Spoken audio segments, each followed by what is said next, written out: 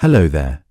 Tonight we'll be exploring one of the most extraordinary cosmic events that will reshape the night sky itself, the eventual collision between our own Milky Way and the Andromeda galaxy. This isn't a story about destruction or ending, but rather about transformation on the grandest scale imaginable. Two of the most massive galaxies in our local group are locked in a slow gravitational dance that has been underway for billions of years, and billions of years from now, they will finally merge into a single enormous galaxy. Scientists have used the most advanced telescopes and computer simulations to trace this ancient cosmic waltz, revealing a future so distant, yet so certain that it feels almost like watching the Earth itself reshape before our eyes. The journey of these two galaxies toward each other is a story of gravity's patient power, of structures that will be torn apart and reformed, and of the profound ways that our universe continues to evolve. So let's settle in, take a deep breath, and begin our exploration of this remarkable cosmic event. Allow your mind to drift upward into the vast spaces between stars, and let's journey together into a future measured in billions of years. Our home is the Milky Way, a great spiral galaxy that has been our cosmic address for the entire history of human existence. The Milky Way is a barred spiral galaxy with a central bulge and long bar of stars, from which two great spiral arms extend outward into the darkness. This galaxy is roughly 150,000 light-years across. Within this enormous disk float between 200 and 400 billion stars, countless planets, and vast clouds of gas and dust that glow with the colors of creation. At its very center lies Sagittarius A, a supermassive black hole with gravity so powerful that it bends the orbits of nearby stars into strange paths. Our Sun is located in one of these spiral arms called the Orion Spur, about 2/3 of the way out toward the edge, far fifth from the galactic center. The Andromeda galaxy is our nearest major galactic neighbor, and a spiral galaxy very much like our own. It stretches across a diameter of approximately 220,000 light-years, making it larger than the Milky Way by extension. Within Andromeda swirl about 1 trillion stars, roughly 3 times as many as the Milky Way, yet the two galaxies are comparable in mass, suggesting Andromeda's stars are more densely packed. At its center lies a supermassive black hole, with a mass of about 100 million times that of our Sun. Like our galaxy, Andromeda is surrounded by a halo of dark matter, the mysterious invisible substance that makes up the majority of its total mass. Andromeda is easily visible to the naked eye from most dark locations on Earth, making it the most distant object humans can see without optical aid. The discovery of Andromeda's motion and distance took centuries of careful observation and scientific debate.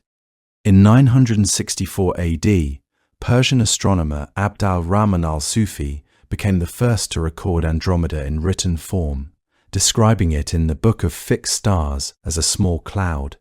In 1764, Charles Messier catalogued it as M31, and based on its size, guessed it was only about 2,000 times farther than the star Sirius.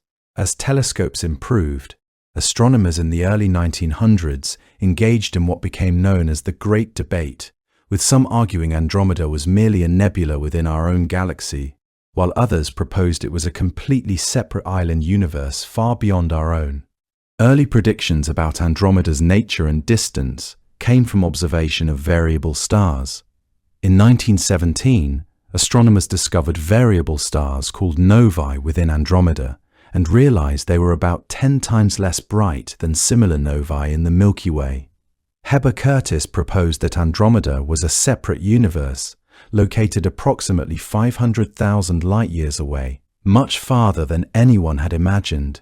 This sparked enormous controversy, with the greatest minds taking opposing positions on whether Andromeda was truly a separate galaxy or part of our own. The Shapley-Curtis debate became one of astronomy's most famous scientific discussions. Current distance measurements for Andromeda have been refined through observations using the most advanced telescopes ever constructed. The Andromeda galaxy is now known to be approximately 2.5 million light-years away from Earth, a distance so vast that light takes 2.5 million years to reach us. In miles, this is approximately 14.7 quintillion miles. Despite this enormous distance, Andromeda remains the closest major galaxy to the Milky Way and the only galaxy of comparable size nearby in cosmic terms. Modern measurements using Hubble and Gaia have refined our knowledge with unprecedented precision, allowing astronomers to calculate where Andromeda is now and where it is going in the future. The velocity of Andromeda's approach toward the Milky Way is truly staggering to contemplate. The Andromeda galaxy is currently racing toward the Milky Way at a speed of approximately 70 miles per second, which translates to roughly 250,000 miles per hour. Another way of expressing this same velocity is to say that Andromeda is approaching us at about 113 kilometres per second. The combined motion of both galaxies, the Andromeda moving toward us and the Milky Way moving toward Andromeda, means that the two most massive members of the local group are converging at a total relative speed of about 120 kilometers per second. At this tremendous speed, Andromeda is covering vast distances through space each year, gradually drawing closer to our own galaxy with the inexorable pull of mutual gravity. Despite the enormous speeds involved, the sheer distances separating the two galaxies are so vast that billions of years must pass before the two systems come into their closest approach and begin to merge. The gravitational dance between the Milky Way and Andromeda has been underway for billions of years already. Gravity operates across the vast vacuum of space, binding the two galaxies together in an orbital relationship that has been slowly, gradually bringing them closer and closer to one another. The mutual gravitational attraction between two such massive objects is subtle and gentle when viewed from the perspective of the present moment, working over timescales measured in millions and billions of years rather than in human lifespans. Yet, over those enormous periods of time, this gravitational influence accumulates and compounds, gradually reshaping the paths and orbits of both galaxies. The two galaxies have been locked in this slow cosmic waltz since long before Earth even existed, and they will continue their approach for billions of years into the future. The motion is utterly predictable and inevitable, governed by the laws of physics that have shaped the universe since its beginning. There is no force that could possibly stop this process, and no mechanism by which the two galaxies could escape from their mutual gravitational bond. The timeline for first contact between these two galaxies is something that astronomers have worked out through computer simulations and careful calculations. Current scientific estimates place the first close encounter between the Milky Way and Andromeda at approximately 4 billion years from now. However, the story is more complex than a single collision, for the two galaxies will actually pass through each other multiple times before they finally merge completely. The first close approach will mark a moment when Andromeda fills more and more of Earth's night sky, growing larger and brighter as it approaches. The full merger process, from the time of first close encounter to the formation of a final unified galaxy, will likely take several billion additional years to complete. Around 6 billion years from now, after a spectacular series of close passes and gravitational interactions, the two galaxies will have merged into a single enormous elliptical galaxy. Some estimates suggest this final merger could occur as far in the future as 10 billion years from now, depending on precise measurements of the galaxy's current motions and the influence of other nearby galaxies on their orbits. The spiral arms of both galaxies will play a crucial role in how these systems interact during their approach and merger. The elegant spiral arms that define both the Milky Way and Andromeda are not permanent features frozen in place, but rather dynamic structures that are constantly reforming as stars move through them in their orbits.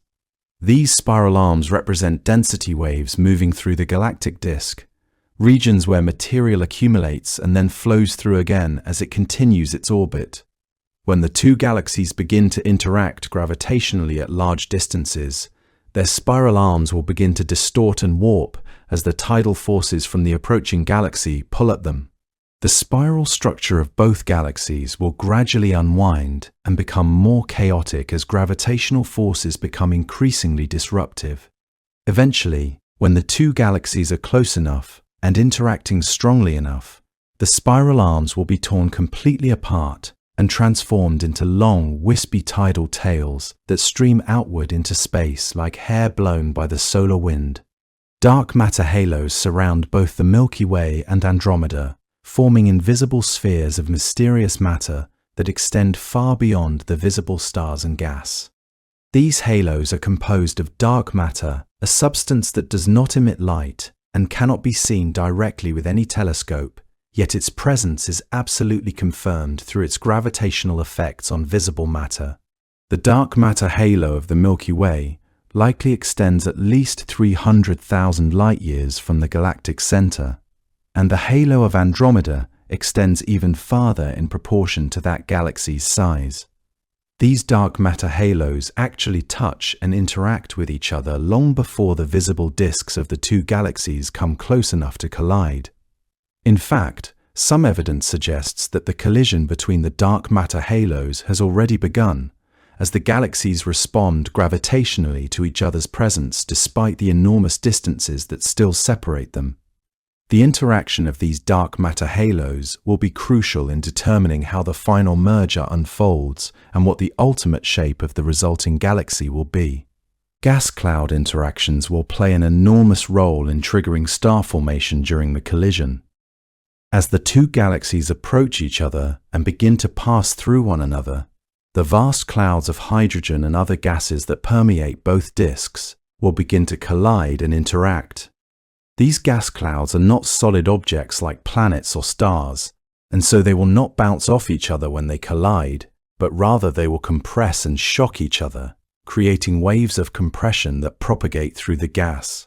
These compressions will trigger the formation of new stars on a scale that is truly staggering to contemplate. Regions of the galaxy that have been relatively quiet will suddenly burst into frantic star formation as the gas clouds are forced together by gravitational forces and compressed into the densities required to ignite nuclear fusion in the hearts of new stars.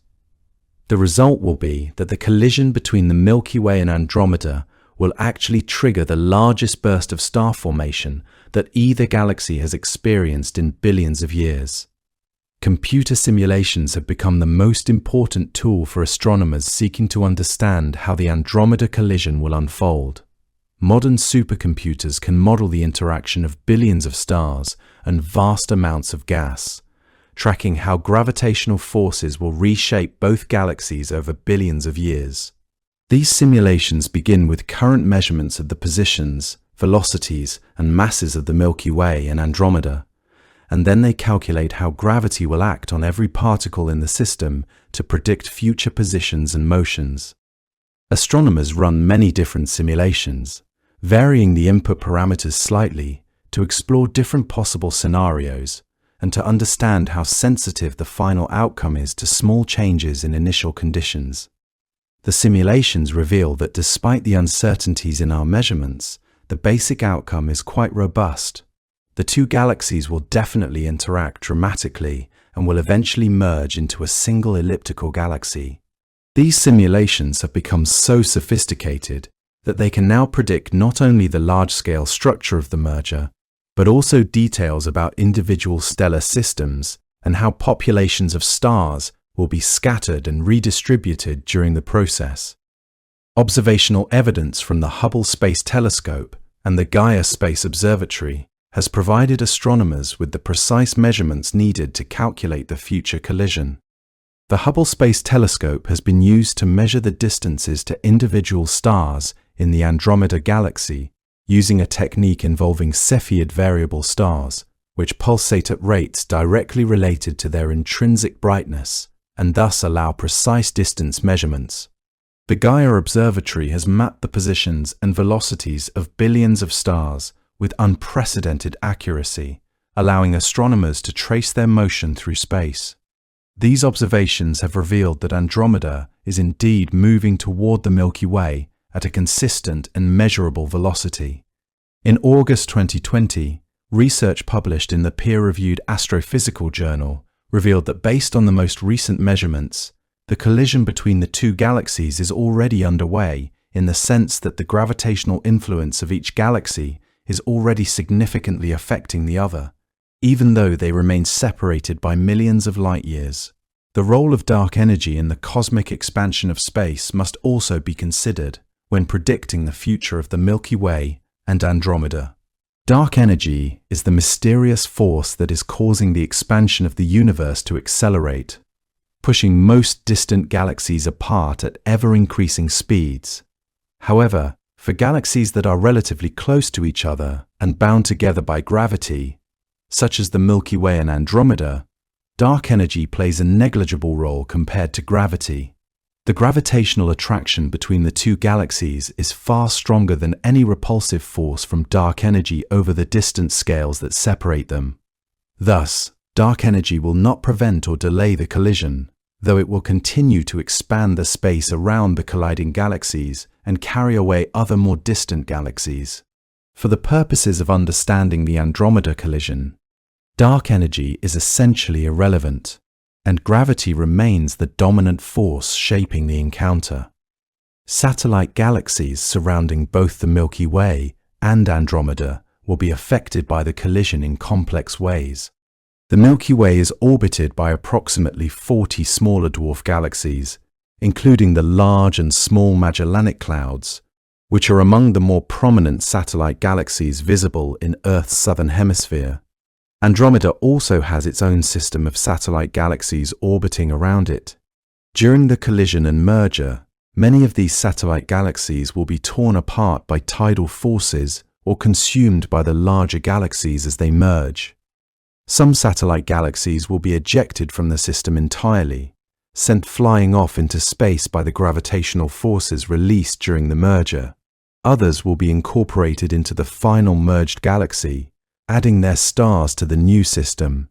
The fate of the Large and Small Magellanic Clouds during the Andromeda collision remains particularly uncertain, as their position relative to the merged core of the new galaxy will determine whether they are destroyed, captured, or ejected. The Triangulum galaxy, which is the third largest galaxy in the local group and a satellite companion to Andromeda, will also play a role in the evolution of the local group during this period. The Triangulum galaxy is much smaller than either the Milky Way or Andromeda, with a diameter of only about 60,000 light-years. Recent evidence suggests that the Triangulum galaxy is slowly being pulled into Andromeda and will likely be absorbed by the larger galaxy within the next few billion years, perhaps even before Andromeda collides with the Milky Way. Thus, when the collision between the two largest galaxies finally occurs, Andromeda will actually have already absorbed the Triangulum galaxy into itself, making the merger a collision between a two-galaxy system and a single galaxy.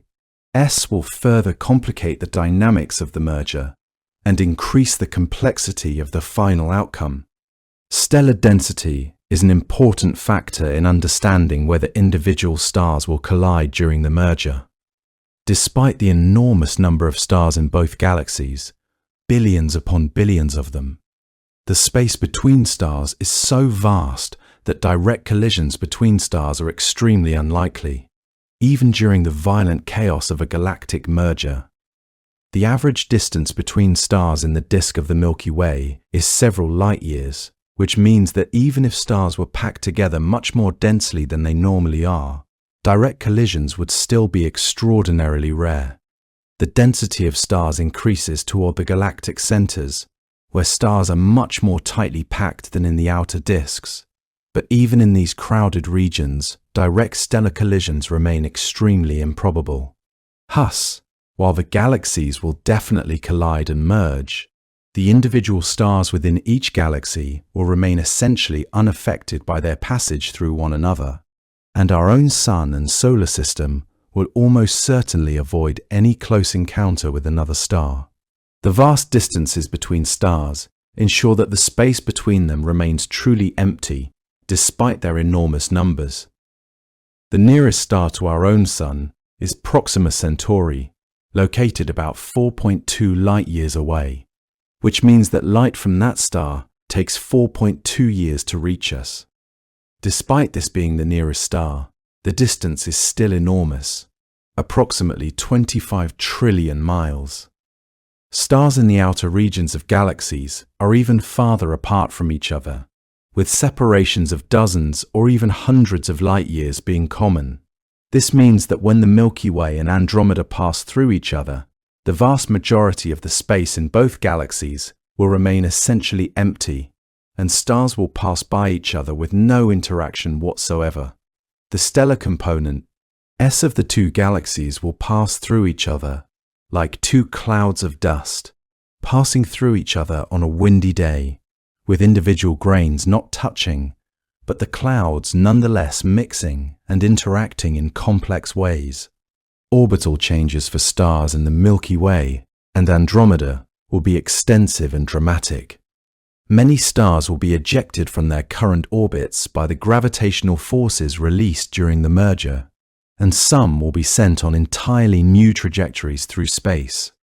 Based on current calculations, astronomers predict that there is approximately a 50% chance that our own Sun will be pulled farther away from the galactic center, perhaps as much as 3 times its current distance. Since our Sun is currently located about 26,000 light-years from the galactic center, being pulled 3 times farther out would place it in a region far from the galactic disk, in what would become the outer reaches of the new elliptical galaxy. Conversely, some stars that are currently in the outer regions will be pulled inward toward the new galactic center, while others will be ejected entirely from the merged galaxy into the intergalactic void. The specific fate of any individual star depends on its current position and velocity relative to the complex gravitational forces unleashed during the merger. The galactic centers, the supermassive black holes Sagittarius A in the Milky Way and the central black hole of Andromeda, will eventually merge into a single combined black hole at the heart of the final elliptical galaxy. The black holes will initially remain at the centers of their respective galaxies as the disks pass through each other, but over time, as the galaxies spiral into each other and the orbital energy dissipates, the black holes will be drawn together. When they finally merge, the collision will release enormous amounts of gravitational radiation in the form of gravitational waves, ripples in the fabric of space-time itself that will propagate throughout the universe at the speed of light.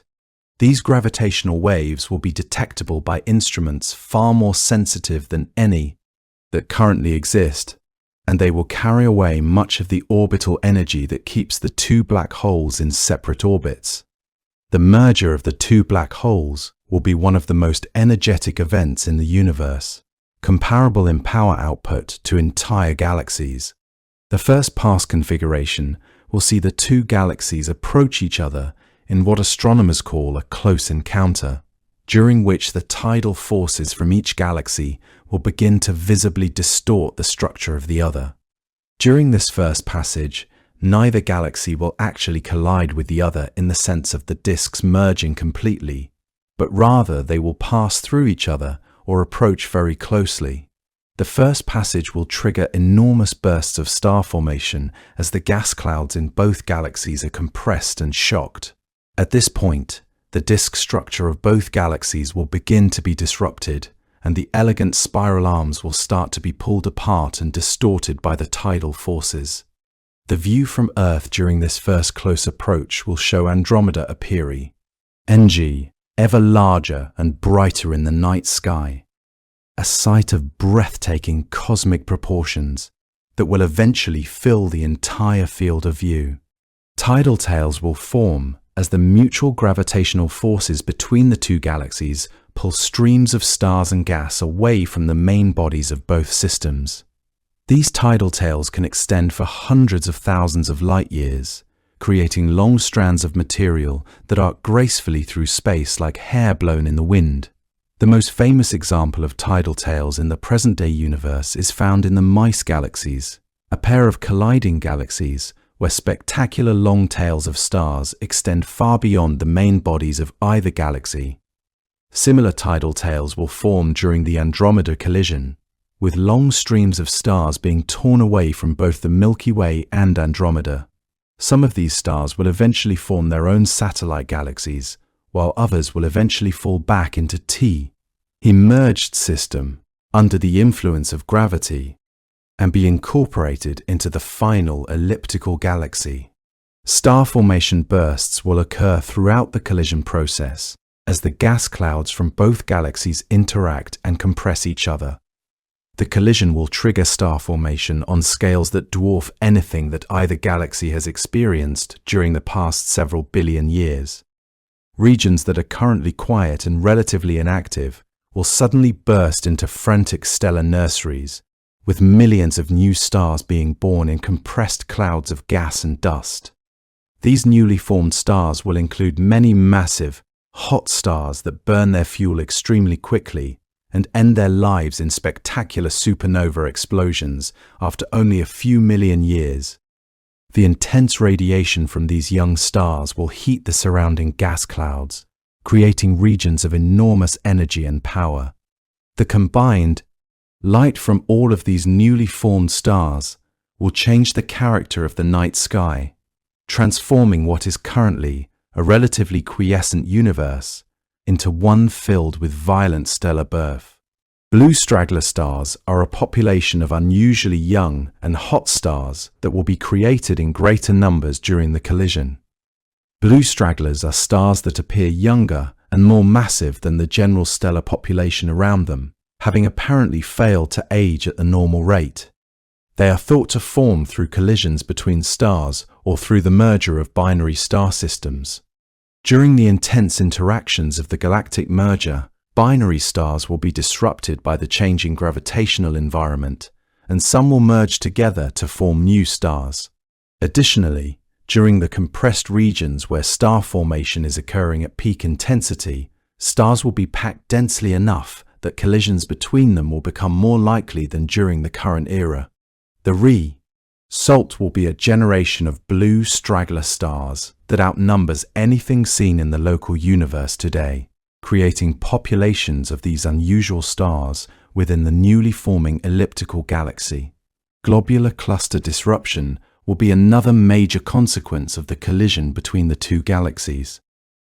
Globular clusters are tightly bound collections of ancient stars, and both the Milky Way and Andromeda contain hundreds of these clusters orbiting around their main galactic structures. These clusters are held together by their own internal gravity, which is powerful enough to maintain their coherence even as they orbit within their parent galaxies. However, during the violent gravitational interactions of the merger, many globular clusters will be torn apart by tidal forces as the changing gravitational field pulls at them from different directions. Some globular clusters will be disrupted completely and scattered into individual stars or small groups of stars. Others will be ejected from the merged galaxy entirely, sent flying into the intergalactic void to wander alone through space. A few of the more tightly bound clusters will survive the ordeal relatively intact, maintaining their structure and eventually orbiting within the final merged elliptical galaxy. The galactic disk will thicken dramatically during and after the collision. Currently, the Milky Way has a relatively thin disk where most of the stars and gas are confined to a relatively flat plane.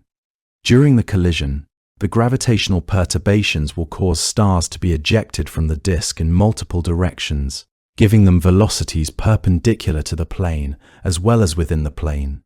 This will result in a much thicker, more three-dimensional distribution of stars in the final merged galaxy. The thin disk structure that characterizes spiral galaxies will be transformed into the more spheroidal distribution characteristic of elliptical galaxies. This transformation will fundamentally change the structure of the combined galaxy. turning it from a thin, flattened disk into a more round and bloated configuration. Angular momentum transfer between the two galaxies will be a crucial factor in how they merge. Both galaxies are rotating, with their stars and gas moving in orbits around the galactic centers. As the two galaxies approach and interact, they will transfer angular momentum back and forth through gravitational forces. This transfer of angular momentum will slow the orbital motion of the galaxies around each other, causing them to gradually spiral into a closer and closer orbit. Eventually, the loss of orbital energy will become so severe that the two galaxies will cease to be separate systems and will complete their merger into a single unified galaxy. This process of orbital decay, due to angular momentum transfer and gravitational radiation, will take place over billions of years, with the merger occurring gradually, rather than in a single catastrophic event. The view from Earth's position in the galaxy will be profoundly affected by the collision. Though it is important to remember that our planet will face no immediate danger from the merger itself. As Andromeda approaches and the two galaxies begin their merger process, the night sky will change more dramatically than at any other point in human history. In the early stages, Andromeda will simply appear larger and brighter than it does today, but gradually it will become an ever more dominant feature of the nighttime sky.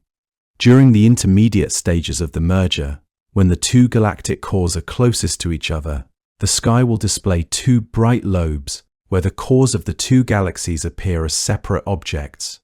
Eventually, as the merger completes and the core of the new elliptical galaxy begins to dominate the sky, the entire appearance of the heavens will be transformed into something utterly foreign to anything humans have ever witnessed. Light pollution from the burst of star formation will be an effect of the collision that will persist for billions of years. The intense star formation triggered by the merger will create regions of such brilliant light that the entire night sky will be illuminated far more brightly than it is today. The ultraviolet radiation from young, hot stars will heat the surrounding gas clouds, causing them to glow with visible light. The combined effect of all these stellar nurseries will bathe much of the sky in light, transforming the night into something more resembling twilight or artificial illumination. Eventually, as the star formation begins to slow down, billions of years after the merger, the light will fade and the sky will slowly return to darkness. However, during the peak of the merger and the ensuing era of intense stellar birth, the universe will shine more brightly than at almost any other point in cosmic history. Changing constellations will be an inevitable consequence of the redistribution of stars during the merger. The familiar constellations that have guided human civilization for thousands of years, Orion, the Big Dipper, Cassiopeia, and all the rest, will be slowly scrambled and transformed as stars are pulled into new positions by gravitational forces. After billions of years, when the merger is complete, the constellations as we know them will have ceased to exist, replaced by entirely new patterns of stars in the sky.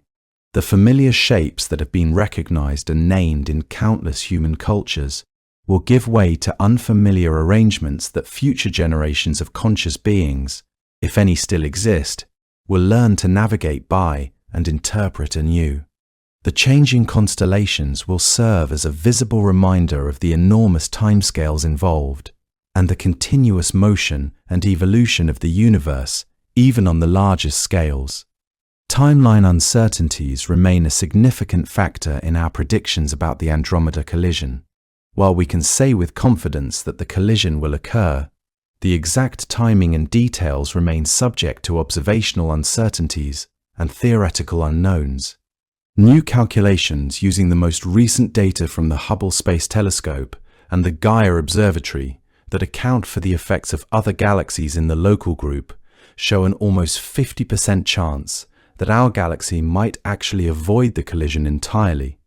The Large Magellanic Cloud and the galaxies M33 and others in our local region can exert gravitational influences that alter the orbits of both the Milky Way and Andromeda in complex ways. Until very recently, in 2012, astronomers were not even certain whether the collision was definitely going to happen or merely a possibility. The timeline depends on future refinements in our measurements of the velocities and masses of the galaxies involved, and as our measurements improve, our predictions will become more precise. Multiple passages will occur before the final merger is complete. The first close encounter between the galaxies is predicted to occur around 4 billion years from now.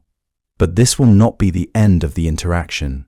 Rather, the two galaxies will pass through each other multiple times, engaging in a complex gravitational dance that involves several close approaches and passages over the course of billions of years.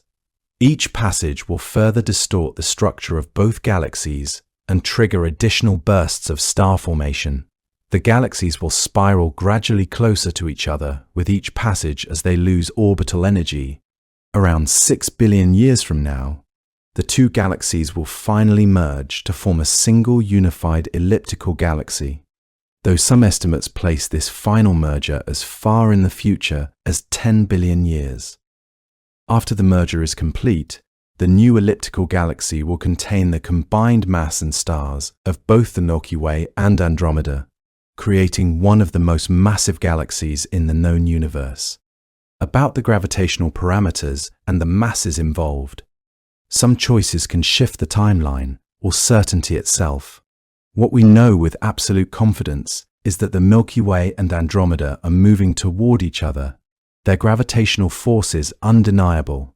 Even if somehow averted, the two giant spirals remain locked in their cosmic waltz for billions of years, reshaping both systems profoundly. The multiple passages occurring over the merger will each leave distinctive marks upon both galaxies.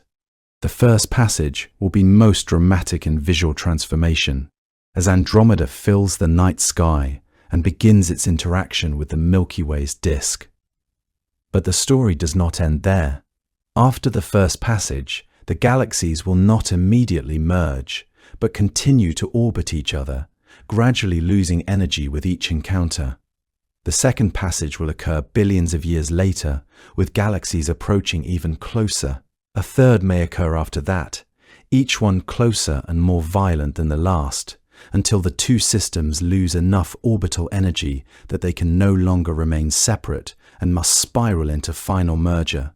These multiple close approaches mean the collision will be a protracted process rather than single catastrophic event, with each passage triggering its own burst of star formation and reshaping both galaxies in different ways. Energy dissipation is the mechanism by which orbiting galaxies gradually lose energy that keeps them separate and eventually merge. As the two galaxies pass through each other, gravitational forces cause complex reorganization of stars and gas. This reorganization generates friction, where energy converts from ordered orbital motion into random internal motion. The encounter triggers vast star formation, and radiation released by these stars contributes to the energy budget. Over many passages, cumulative energy losses reduce orbital energy, causing galaxies to spiral closer with each encounter. The process is slow and inexorable, driven by fundamental physics. Eventually, after losing enough energy, the two galaxies will no longer maintain separate orbits and will complete their merger into a single, unified system. The second close approach brings galactic centers into closer proximity than the first passage, setting the stage for more dramatic interactions. Tidal forces will be more intense and distortion of both galactic disks more severe. Spiral arms pulled and twisted during the first passage will be further disrupted, in some cases torn apart completely. The second approach triggers another massive star formation burst as gas clouds collide and compress with greater force. Galaxy cores come closer than before, though not in direct contact due to vast distances. By the second passage's end, both galaxies will be dramatically more distorted, with original structure nearly unrecognizable. Chaotic stellar orbits become increasingly common as the merger progresses and gravitational potential grows complicated. Stars that spent billions of years in stable paths find those paths disrupted by the approaching galaxy. Some are pulled outward by tidal forces, gaining velocity as they move away from the center. Others are pushed inward, accelerating into the deepening gravitational well. Still others are thrown into new orbits, crossing between galaxies, traveling paths never before possible. After the merger, stars will no longer organize into thin disk structure, but distribute randomly throughout thicker elliptical configuration. Regular orderly stellar orbits of spirals are replaced by chaotic stellar dance in every direction, all bound by the gravity of the new unified system. Gas compression zones form where expanding gas clouds collide head-on, creating regions of extreme pressure and density. These collision zones enable the most vigorous star formation as gas compression triggers gravitational collapse of molecular clouds. Temperature rises dramatically as kinetic energy converts to heat. Shock waves propagate through zones, heating gas further and stripping its ability to radiate efficiently. High-density, high-temperature clouds become ideal incubators for new stars. These compression zones scatter throughout the region between galaxies as they pass, creating patchwork stellar nurseries across vast space. Over billions of years, as compression zones dissipate and new stars shine, these regions briefly become the brightest parts of the merging system before gradually fading as nurseries exhaust their fuel. Shock waves propagate through gas and dust as the two galaxies collide. These are pressure waves in gas clouds moving at tremendous speeds. When expanding gas from one galaxy collides with gas from the other, the impact creates sudden pressure increase propagating outward like expanding spherical shells. Shock waves heat gas to extremely high temperatures, causing it to glow across electromagnetic spectrum. They leave scars in gas clouds, creating long, thin filaments of heated material visible long after waves pass. As galaxies interact multiple times, successive shock waves intersect and interact, creating increasingly complex patterns of pressure waves moving through the space between them. Molecular cloud collapse is triggered by gravitational instability when gas compression zones reach sufficient density. Molecular clouds are birthplaces of stars, vast agglomerations of hydrogen, helium, and heavier elements as molecules. Normally these clouds balance between gravity pulling them together and internal pressure pushing them apart. When galaxies collide and create intense compression, this equilibrium breaks. External pressure from collision becomes so great it overwhelms internal pressure, forcing collapse inward. As clouds collapse, angular momentum conservation causes faster spinning, forming disks rotating around central points. Within these disks, gravity becomes strong enough to trigger nuclear fusion, birthing new stars. Supernova frequency increases dramatically as intense star formation creates massive, short-lived stars. Massive stars burn fuel much faster than smaller stars, exhausting hydrogen core fuel in only millions of years.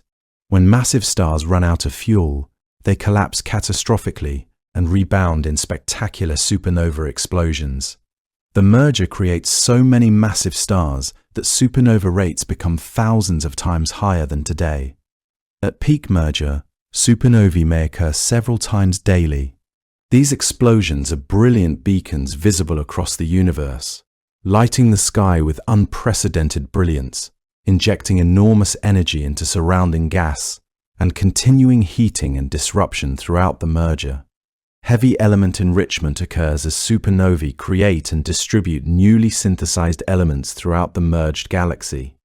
Massive stars fuse hydrogen into helium and continue fusing heavier elements as core temperature increases through nuclear fusion stages. When stars explode as supernovae, they scatter newly created elements into surrounding gas, enriching the interstellar medium with carbon, nitrogen, oxygen, silicon, iron, and other heavy elements. Intense star formation during merger creates so many heavy elements that the merged galaxy's chemical composition becomes noticeably enriched. This enrichment affects the types of stars and planets forming in billions of years after merger, as increased heavy element abundance allows more complex chemistry and potentially more suitable environments for life. Planetary system disruption occurs for many planets orbiting stars caught in chaotic gravitational environments. Planet orbits are delicately balanced around parent stars by stellar gravity. As the merging galaxy's gravitational field becomes increasingly complex and chaotic, planetary orbits begin to change. Some planets are pulled away by tidal forces, gaining escape velocity. Others are pushed into new orbits, moving much closer or farther from parent stars. Rarely, planets from different systems pass close, their orbits intersecting impossibly. Planet habitability is affected by orbital changes, as those moving too close become too hot while those too far become too cold. Rogue planets form in large numbers as planetary systems disrupt and planets eject from orbits. A rogue planet no longer orbits any star, but wanders alone through space, held loosely by galaxies' gravity. The merger creates millions or billions of rogue planets, far more than currently exist. These drift through darkness between stars, never experiencing star warmth. Some remain within the merged galaxy, gradually spiraling toward the galactic center over billions of years. Others eject from the galaxy entirely, sent into intergalactic void. For any beings on these rogue planets, night skies would transform as parent stars vanish, replaced by distant merged galaxy light or faint rogue planet glow. Our solar system's fate during the merger remains one of the most compelling questions that scientists contemplate when thinking about the distant future. The Earth, with all of its life and history, is orbiting the Sun, which in turn is orbiting the galactic center of the Milky Way. When the Andromeda galaxy arrives and begins its merger with our galaxy, the gravitational forces will begin to pull on our solar system, just as they pull on every other star and planet in the Milky Way. Based on current simulations and calculations, there is a 50% chance that our solar system will be pulled outward from its current position, potentially moving as much as 3 times farther from the galactic center than it currently is. There is also a 12% chance that our solar system could be ejected from the merged galaxy entirely, sent flying off into the intergalactic void like a rogue planetary system. However, there is also a significant chance that our solar system will remain relatively close to its current position, only slightly displaced from where it is now. The Sun's new orbit will be determined by the complex gravitational interactions that occur during the merger. Currently, the Sun orbits the galactic center in a relatively regular, nearly circular path, taking approximately 230 million years to complete one orbit. During the merger, the Sun's path will be disrupted, and it may be pulled into a new orbit that is either larger or smaller than its current orbit, or that may be oriented differently relative to the galactic plane. If the Sun is pulled outward, it will follow an orbit at a greater distance from the galactic center, taking longer to complete each orbit and spending less time in the crowded inner regions of the galaxy. If it remains close to its current position or is pulled inward, it will continue to orbit in regions where many stars are packed closely together, increasing the chances of gravitational interactions with other stars. The specific outcome will depend on the exact configuration of the two galaxies at the moment of closest approach and the detailed calculations of gravitational forces in 3-dimensional space. Earth's long-term stability as a planet orbiting the Sun should remain intact even during the merger, provided that the Sun itself is not pulled so dramatically that it loses the planets in its gravitational grip. The Earth has survived 4.5 billion years of cosmic history, enduring meteor impacts, solar variability, and internal geological processes. Its stability as a planet depends primarily on the Sun's stability and on the preservation of the Earth's orbit within the Sun's gravity well. During the merger, the Sun's overall mass will not change, and the Earth's orbit will not be fundamentally altered, unless the Sun is pulled very close to another star. The gravitational tidal forces from passing stars could potentially alter the Earth's orbit slightly, but such alterations would be very gradual and would not threaten the planet's fundamental stability. However, if the Sun is ejected from the galaxy or pulled into the crowded central regions where encounters with other stars are more likely, the situation could become much more precarious. Habitability through the merger is a crucial concern for understanding what might happen to any life forms that exist on Earth during this period. Life on Earth is dependent on the Sun's stable output of energy and on the Earth's magnetic field and atmosphere to protect it from harmful radiation. During the merger, the Sun's stability should not be threatened, so life should not face extinction solely due to changes in the Sun's energy output. However, the merger will have other effects on Earth's habitability. The increased supernova frequency in the galaxy will create more high-energy radiation throughout the galaxy, and some of this radiation may reach Earth if a supernova occurs relatively close to the solar system. Additionally, if the solar system is pulled toward the galactic center, it will be exposed to higher levels of cosmic rays and radiation from the supermassive black hole at the galactic core. The magnetic field of the Earth will help to shield the surface from much of this radiation, but increased radiation levels could still have biological effects on life forms at Earth's surface, potentially increasing mutation rates and causing more genetic damage in organisms. Radiation environment changes will be one of the most significant environmental transformations that Earth will experience during the merger. In the current era, the solar system orbits in a relatively quiet region of the galaxy where the background radiation level is relatively low. The Sun's magnetic field and the Earth's magnetosphere provide additional protection by deflecting much of the cosmic radiation and charged particles coming from space. However, during the merger, the background radiation level throughout the galaxy will increase significantly due to the intense star formation and the large number of supernovae. If the solar system is pulled toward the galactic center, where radiation levels are naturally higher due to the presence of the supermassive black hole and the higher density of stars and gas, the radiation environment could become significantly more hostile to life. The increased radiation could damage DNA in living organisms, increase cancer rates, reduce the effectiveness of photosynthesis in plants, and have numerous other effects on the biosphere. Nearby supernovae pose a particular risk to Earth's habitability if they occur close enough to our solar system.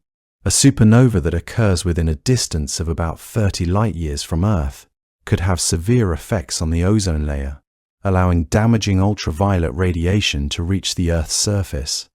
A supernova occurring even closer, within about 10 light-years, could have catastrophic effects, potentially causing mass extinctions similar to the worst extinction events in Earth's history.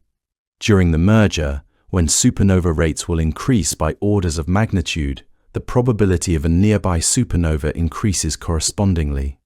However, the solar system spans a volume of space that is enormous on human scales, but tiny on galactic scales.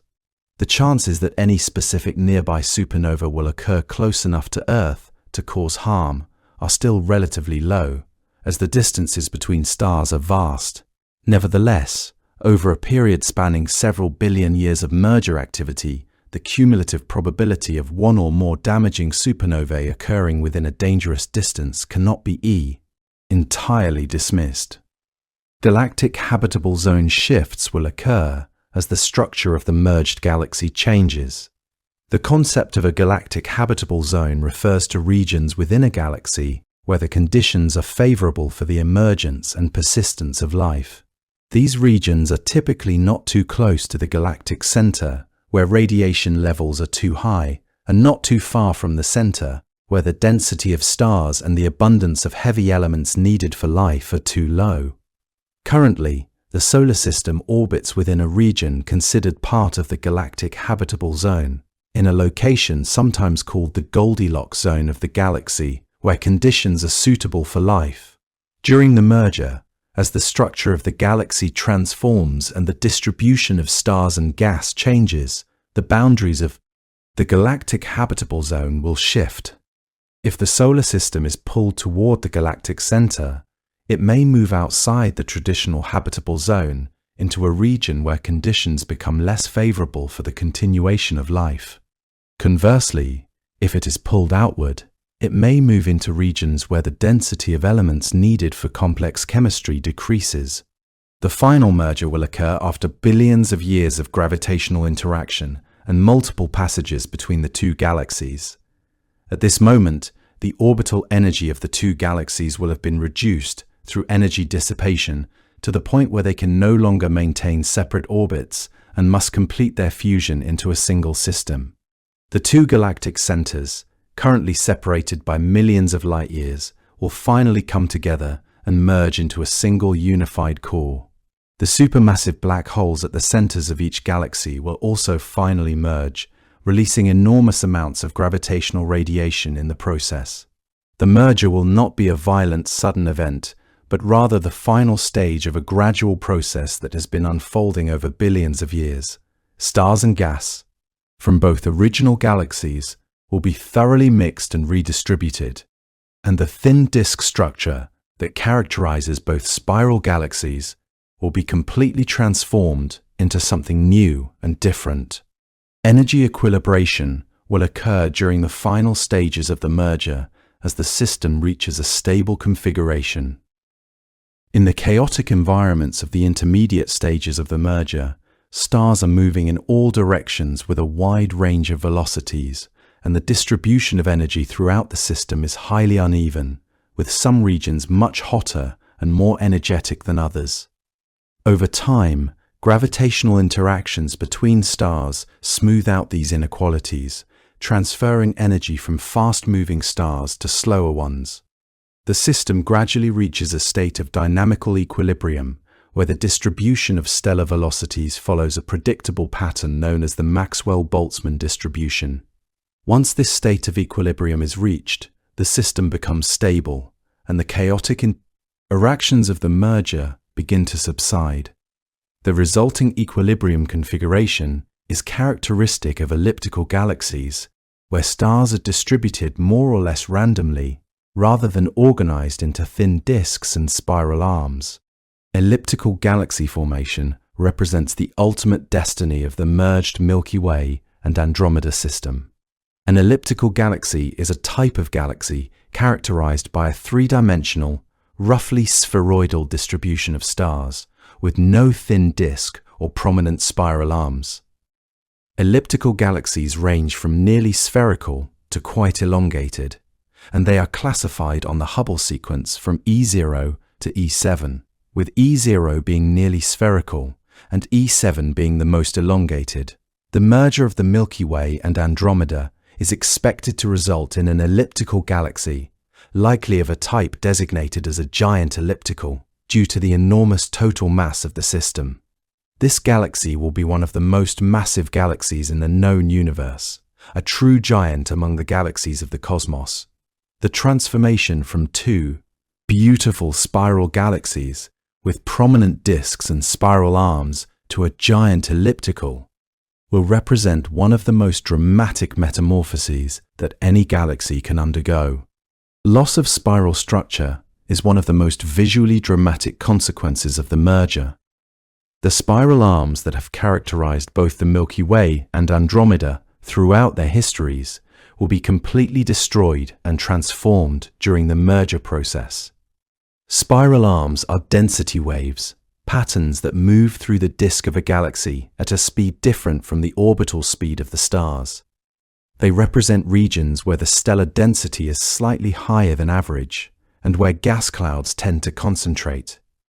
During the collision between the two galaxies, the density waves that create the spiral structure will be disrupted by the gravitational disturbances. The orderly, beautiful pattern of the spiral arms will be torn apart, scattered, and redistributed throughout the merged system. In their place will emerge a more or less featureless distribution of stars, with no prominent spiral structure to guide the eye. This transformation will be one of the most striking changes in the appearance of the galaxy, transforming it from an object of geometric beauty to a more amorphous, cloud-like structure. Central bulge growth will occur as material from both galaxies accumulates in the central regions of the merged system. Both the Milky Way and Andromeda have central bulges, regions of higher stellar density surrounding the galactic centers. During the merger, material from the outer regions of both galaxies will be pulled inward by gravitational forces, and substantial amounts of gas and stars will accumulate in the central regions.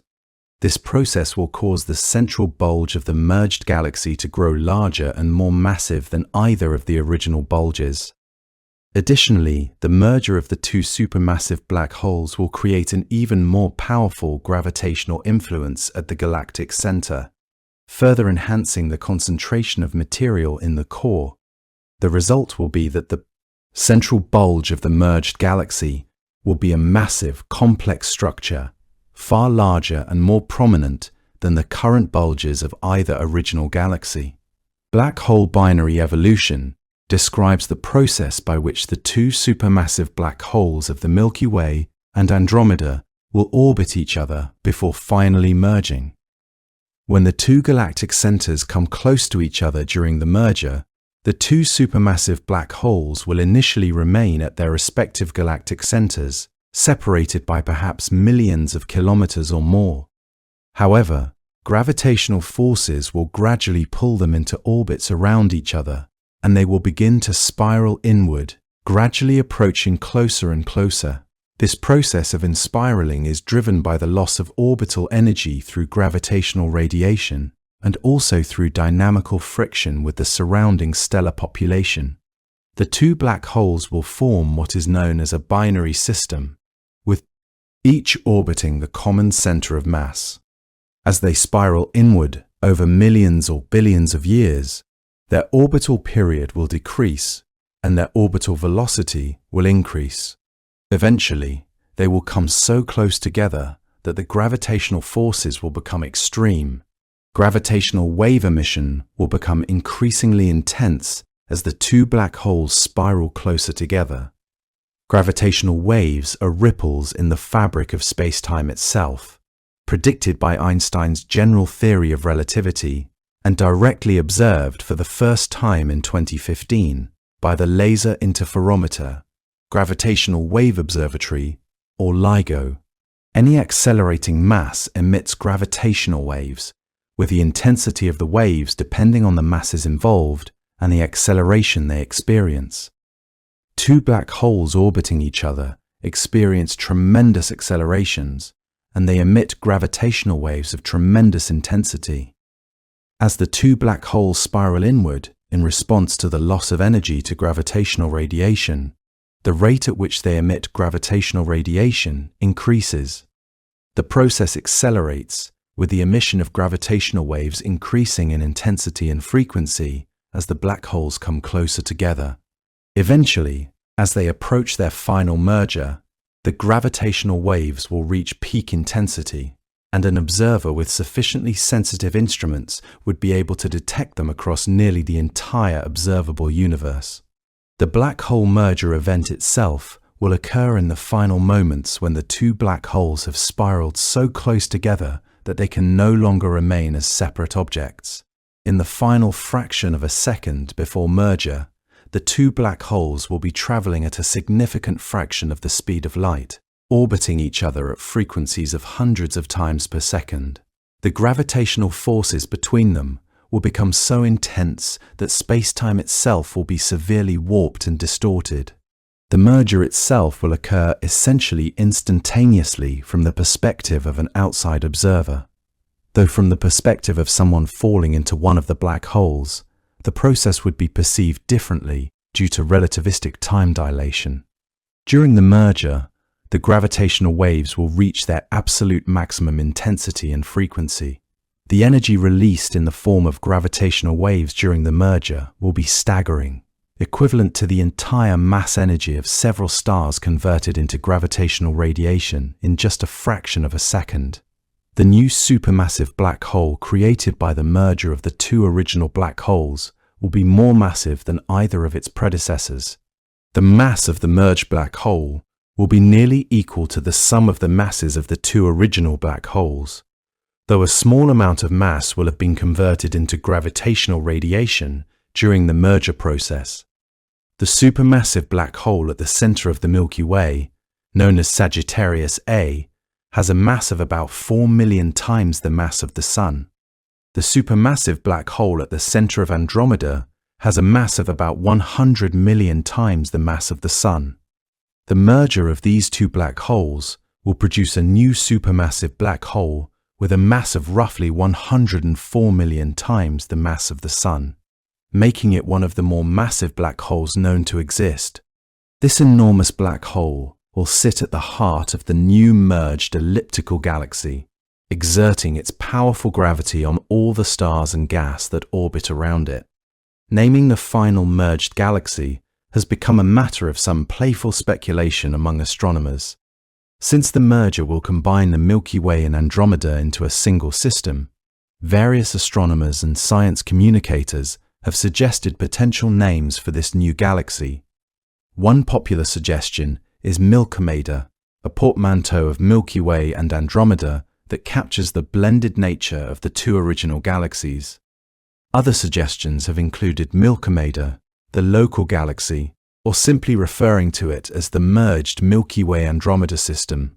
The actual name that might be assigned by the International Astronomical Union, or by whatever bodies might exist in that distant future, remains unknown.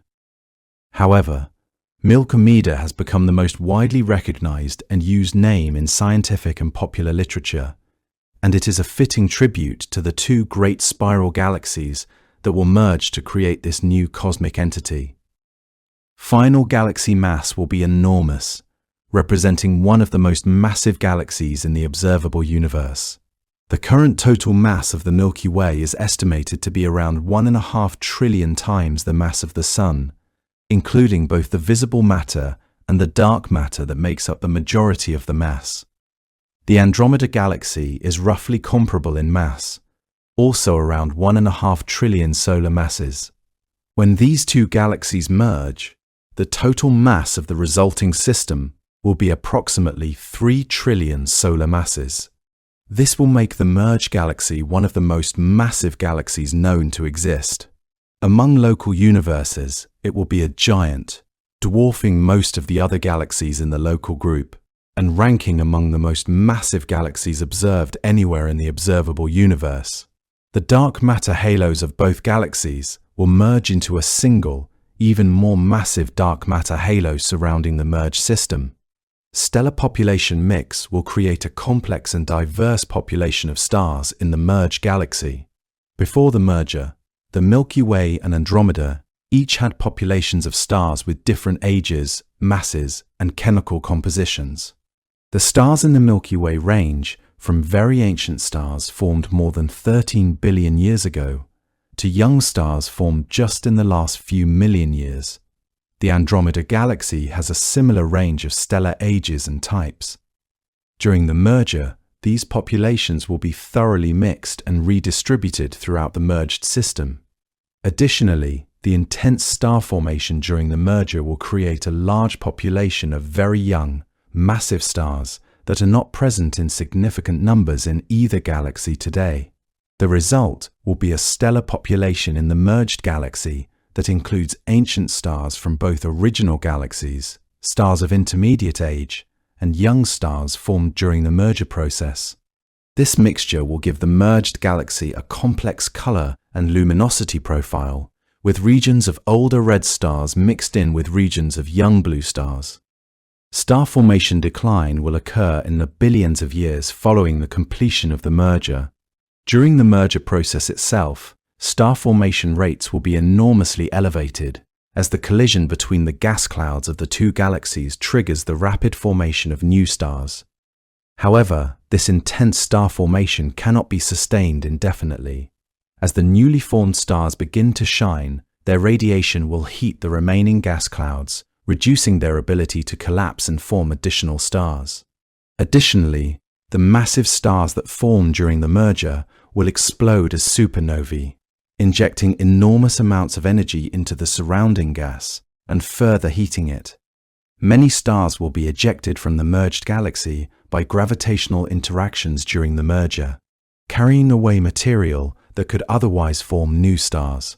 Over billions of years following the completion of the merger, the star formation rate will gradually decline as the supply of cold gas available for star formation is exhausted. Eventually, after a period of perhaps 100 to 200 billion years, star formation in the merged galaxy will essentially cease. Red and Dead Future describes the ultimate fate of the merged galaxy in the very distant future. After all available gas has been consumed in the formation of stars, and star formation has essentially ceased.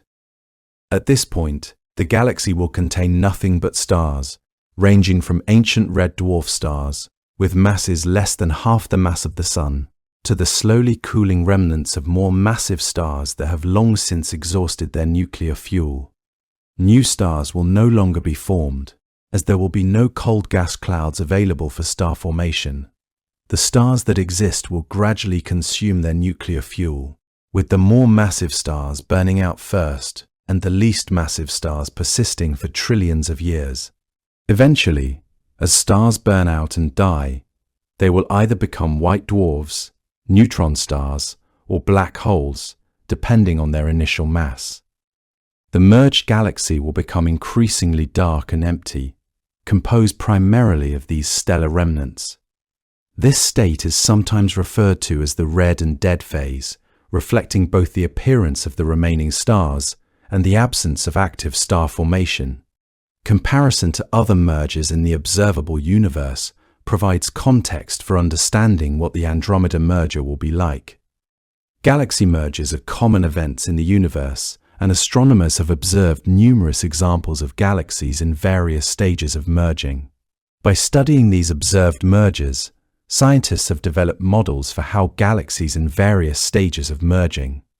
By studying these observed mergers, scientists have developed models for how galaxies in various stages of merging.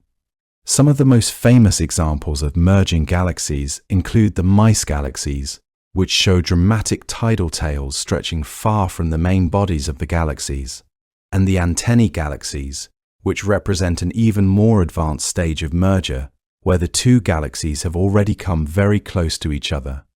The Cartwheel galaxy is thought to be a galaxy that was hit by another galaxy, creating a spectacular ring structure. By comparing the Milky Way Andromeda merger to these observed examples, scientists can extrapolate what the various stages of our own merger might look like. The antennae galaxies represent an advanced stage of galactic merger that provides a preview of what the Milky Way and Andromeda merger might look like during its intermediate phases. The antennae galaxies are actually two galaxies, NGC 4038 and NGC 4039, that are in the process of merging. The name comes from the two long tidal tails that extend from the merging system, resembling the antennae of an insect. The two galaxies have passed very close to each other and are now in the process of merging, with their cores approaching each other and their outer regions being torn apart by tidal forces. The image of the antennae galaxies, captured by the Hubble Space Telescope, shows regions of intense star formation illuminated by the light of countless young, hot stars. The long tidal tails stretching out from the system show where material has been torn away from the main bodies of the galaxies by gravitational forces.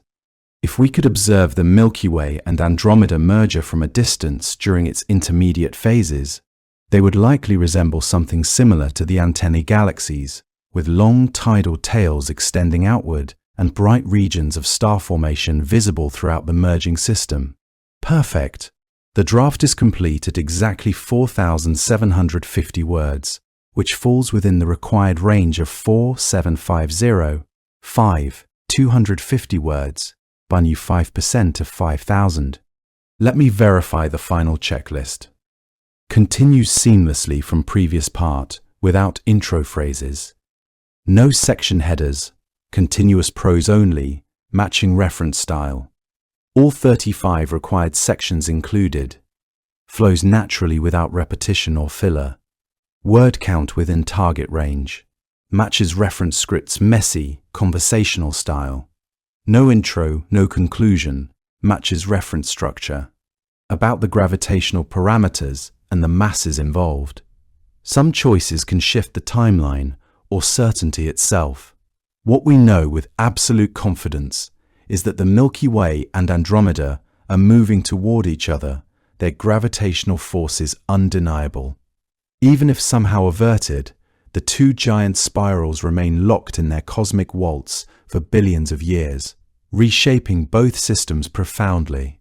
The antennae galaxies themselves offer more than just a visual preview of collision stages. They tell us something deeper about how gravity reshapes matter across incomprehensible distances. Watching their tidal interactions play out has taught astronomers volumes about the mechanics of galactic transformation. The data collected from observing these merging systems has shaped our fundamental understanding of how galaxies can be torn apart and reconstructed. The long tidal tails stretching from the antennae system extend for hundreds of thousands of light years, representing material that has been stripped from the main bodies of the galaxies. These tails contain billions of stars that have been scattered far from where they originated. The process is not violent in the traditional sense, with individual stars colliding. Rather, it is a gravitational choreography where the overall structure is rearranged while most individual stars pass safely by each other. The intense regions of star formation visible in the antennae galaxies demonstrate that collisions, while disruptive, also compress gas in ways that trigger the birth of new stars. The starburst regions of the antennae system are some of the most active star-forming regions in the nearby universe. NGC 520 and other merging systems provide additional layers of understanding about the cascade of galactic interactions. This particular system shows galaxies in a more advanced stage of encounter, with multiple shells and loops visible in its outer structure. These shells form when smaller galaxies get torn apart by tidal forces, and their stellar debris arranges itself in concentric rings around the larger galaxy. The process reveals how methodical galactic destruction can be, how gravity takes apart stars that orbited together for billions of years and reorganizes them into patterns that bear no resemblance to their original configurations. The shells in NGC 520 extend far into space, showing how extensively the galaxies have been disrupted. Each shell represents a distinct pulsation of tidal forces, a successive wave of disruption as the smaller galaxy plunged through the larger one. The shells persist for billions of years, gradually dissipating as dynamical friction disperses their energy. NGC 520 demonstrates that the merger process leaves clear signatures long after the main encounter has passed. The shells act like growth rings recording the collision history. By studying systems like NGC 520, astronomers learn the timescales over which merger signatures remain visible. NGC 1316, also known as Fornax A, is another merger system showing spectacular jets of material ejected from the supermassive black hole at its center. The presence of such jets indicates that when supermassive black holes merge, they can produce outflows of staggering power. These jets extend for hundreds of thousands of light years, plowing through intergalactic gas and fundamentally altering the environments through which they pass. The study of these merger systems helps refine our models and predictions about what will occur when our two galaxies finally encounter each other. Statistical frequency of mergers tells a compelling story about the universe's history and its future. Galaxy mergers are not rare, isolated events that represent exceptional circumstances. They happen constantly across the observable universe in patterns that demonstrate the fundamental nature of cosmic evolution. Astronomers estimate that a major merger occurs somewhere in the cosmos, approximately every few seconds, when you consider the millions of galaxies interacting across vast distances. This remarkable frequency demonstrates that merger-driven galaxy evolution is not an anomaly, but a fundamental process shaping cosmic structure at the largest scales. The merger rate varies with redshift, meaning it changes as we look back in time to the younger universe.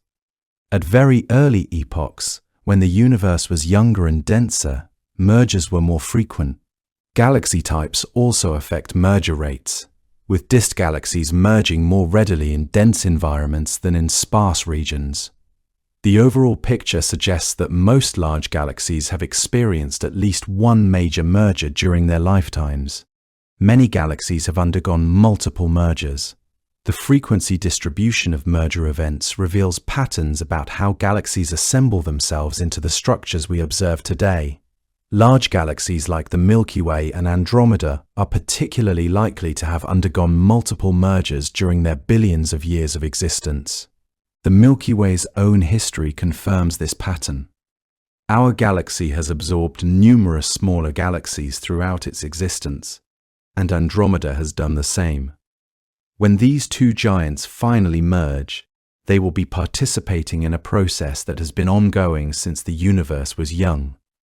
The frequency of mergers also tells us that the environments around and within merging galaxies are chaotic, energetic places where normal stellar evolution gets disrupted and new physical processes dominate. Cosmic evolution context reveals how mergers drive galaxy transformation at the grandest scales. The universe began smooth and uniform in the early cosmos, but gravity has been working for nearly 14 billion years to concentrate matter into denser and denser structures. Galaxies themselves are products of this gravitational assembly process. They formed when gas concentrated enough to collapse under its own gravity and trigger the first stars. As the universe aged, galaxies began interacting more frequently as their numbers grew and their distributions became increasingly clumpy. Mergers became more common as the universe evolved toward greater structural complexity. This hierarchical assembly of matter from small fragments into ever larger structures represents the dominant mechanism by which the universe organizes itself.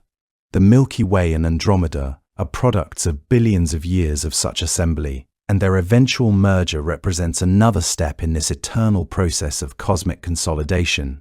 The transformation from two separate entities into one merged system is not an end point, but merely another moment in the ongoing story of how gravity shapes the universe's architecture. Hierarchical assembly explains the large-scale structure we observe today in compelling detail.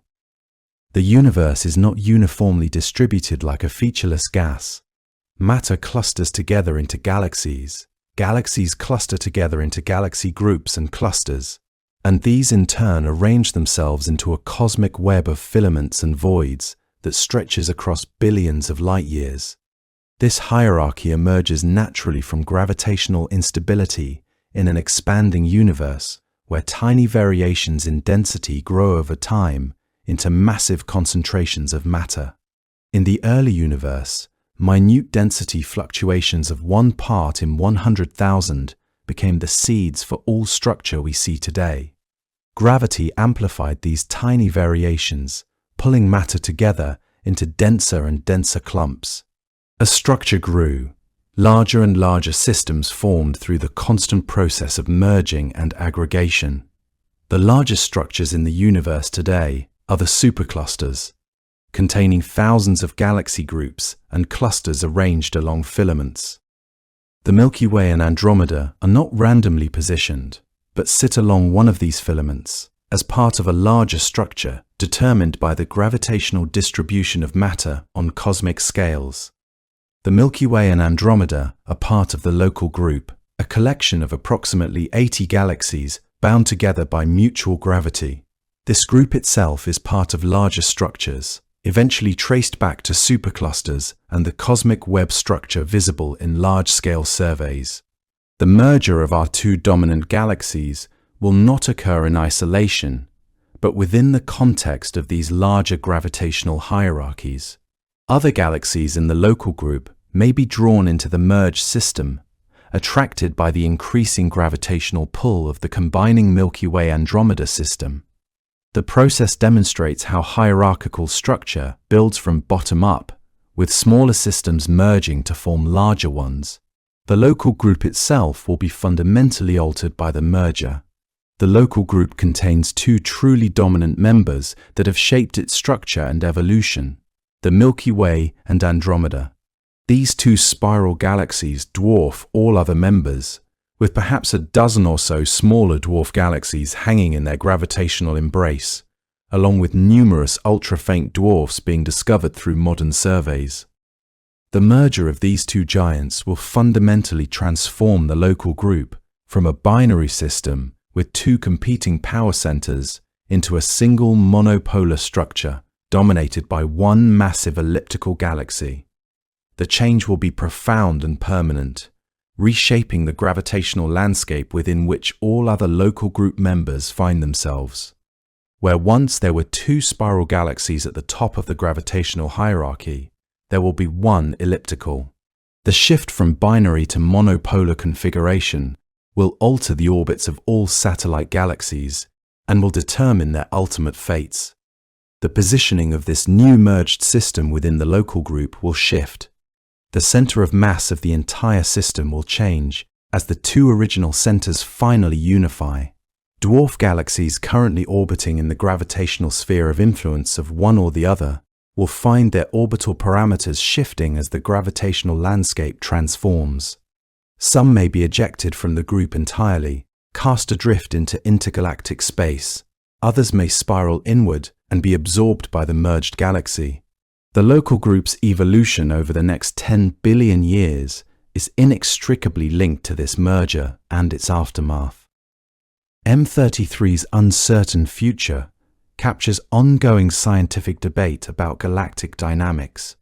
Also known as the Triangulum Galaxy, M33 is the third largest galaxy in the local group, containing roughly 40 billion stars compared to the Milky Way's 2 to 400 billion.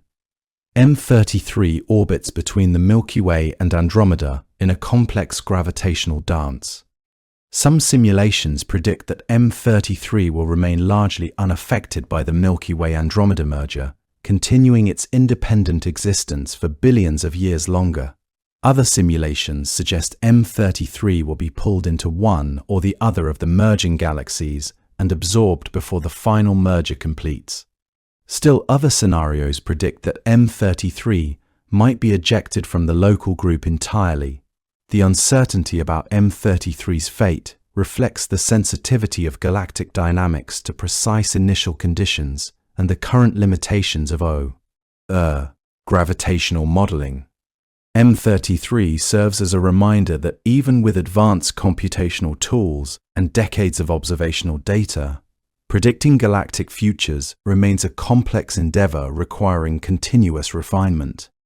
Dwarf galaxy accretion represents an ongoing process that will continue through the merger period.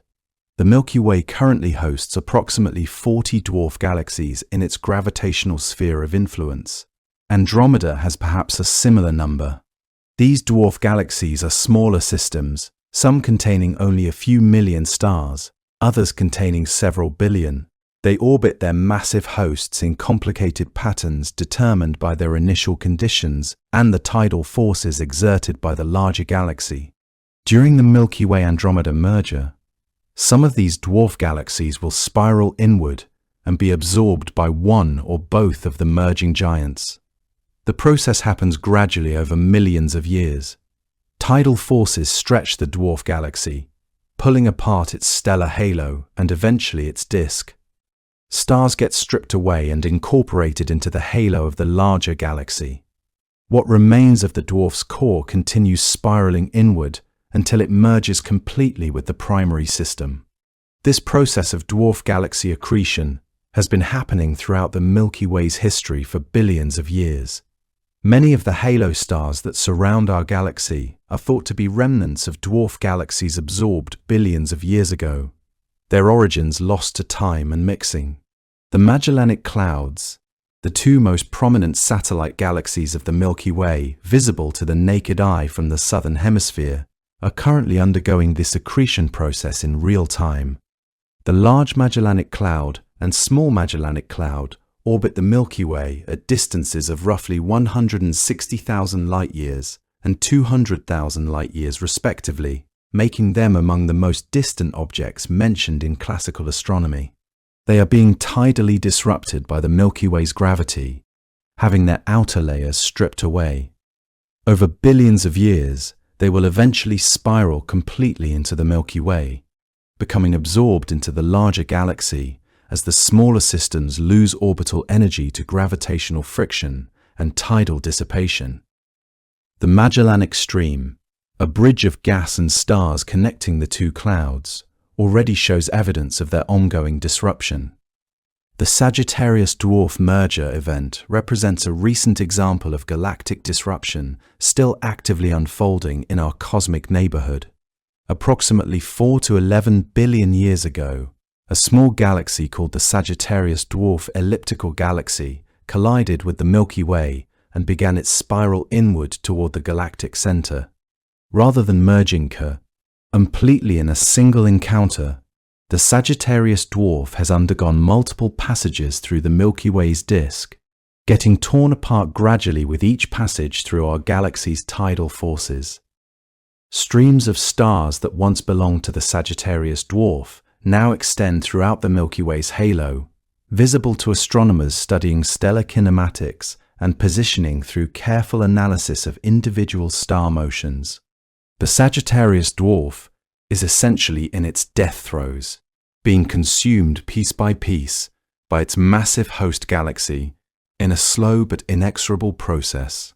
Eventually, within the next billion or so years, it will be completely absorbed and cease to exist as a distinct gravitational entity.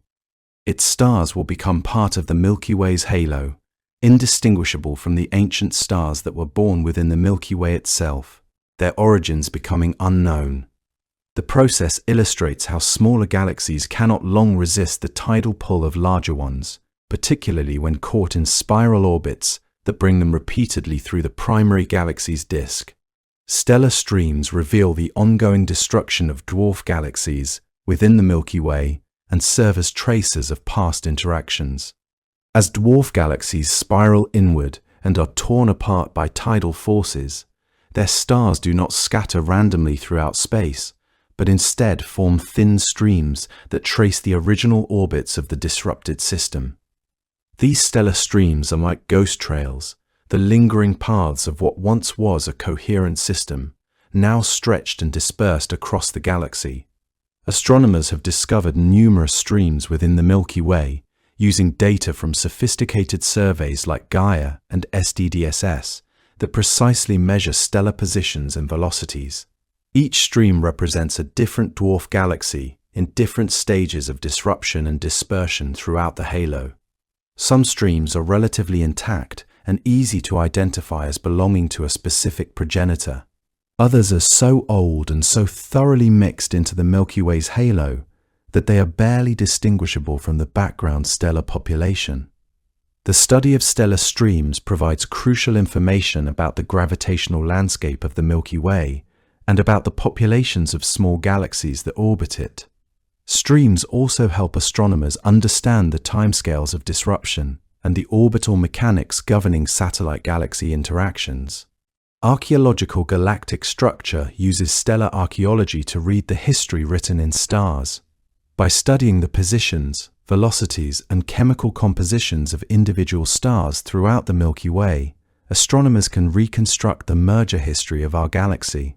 Stars born during or shortly after a merger event will have different chemical compositions than stars born at other times, as the infiling dwarf galaxy stars have different elemental abundances. Stellar populations in the Milky Way's thick disk and halo reveal evidence of past mergers. The thick disk appears to have formed differently than the thin disk, possibly as a result of disruption from galaxy collisions early in the Milky Way's history. The halo contains remnants of multiple disruption events, with shell structures visible in some regions where tidal disruption has arranged stars into concentric shells. Chemical tagging of stars exploits the fact that stars born from the same molecular cloud have essentially identical chemical compositions. This technique allows astronomers to group stars that originated together before being scattered by subsequent dynamics. By identifying groups of chemically similar stars scattered throughout the Milky Way, researchers can reconstruct where those stars originated and how they came to their present locations. This approach has revealed that portions of the Milky Way's disk came from disrupted satellite galaxies. Some regions that appear to be part of the main disk contain stars chemically similar to those in known dwarf galaxies, indicating they were accreted from smaller systems and subsequently integrated into the disk structure. Velocity dispersion increases dramatically during mergers as stars acquire chaotic motions. Before a merger, stars in a disk galaxy move in relatively ordered, circular orbits. The disk has a small velocity dispersion, meaning most stars have similar velocities relative to the galactic center. During a merger, gravitational forces repeatedly perturb stellar orbits, causing stars to move in increasingly random directions. Velocity dispersion grows as stars acquire ions with components in all directions rather than being confined to the galactic plane. In the final merged galaxy, velocity dispersion will have increased enormously. Stars in the resulting elliptical galaxy will move in all directions with a wide range of velocities, consistent with the velocity dispersion observed in elliptical galaxies throughout the universe. Relaxation timescales describe the time required for a system to reach dynamical equilibrium after perturbations are introduced. For galaxies, the relaxation timescale is enormous, typically on the order of hundreds of billions of years or longer, depending on system size and properties. This means that a galaxy disturbed by a merger will not quickly settle into a new equilibrium state, but instead undergo gradual evolution. It will evolve slowly toward equilibrium, over timescales comparable to or longer than the age of the universe itself. The Milky Way still bears the clear scars of past mergers in its warped disk and asymmetric velocity structure. These features have not yet relaxed away, despite billions of years of subsequent evolution. When Andromeda collides with the Milky Way, it will introduce new perturbations that will reset the entire relaxation process and begin a new era of disequilibrium. The merged galaxy will then evolve slowly toward a new equilibrium configuration over the subsequent billions of years following the merger's completion. Phase space mixing represents the process by which a galaxy's organized structure becomes increasingly scrambled following a collision. Phase space in astronomy refers to the combined space of positions and velocities. Initially, stars in a disk galaxy occupy a specific region of phase space, with positions confined to the disk and velocities confined to the orbital motion within that disk. During a merger, tidal forces cause stars to explore broader regions of phase space. Stars that were confined to the disk move into 3 dimensions. Stars with orbital velocities acquire random motion components. Over time, the stellar population becomes distributed more uniformly throughout phase space, losing the organized structure it once possessed. Tidal disruption events occur when a star passes extremely close to another star or to a black hole.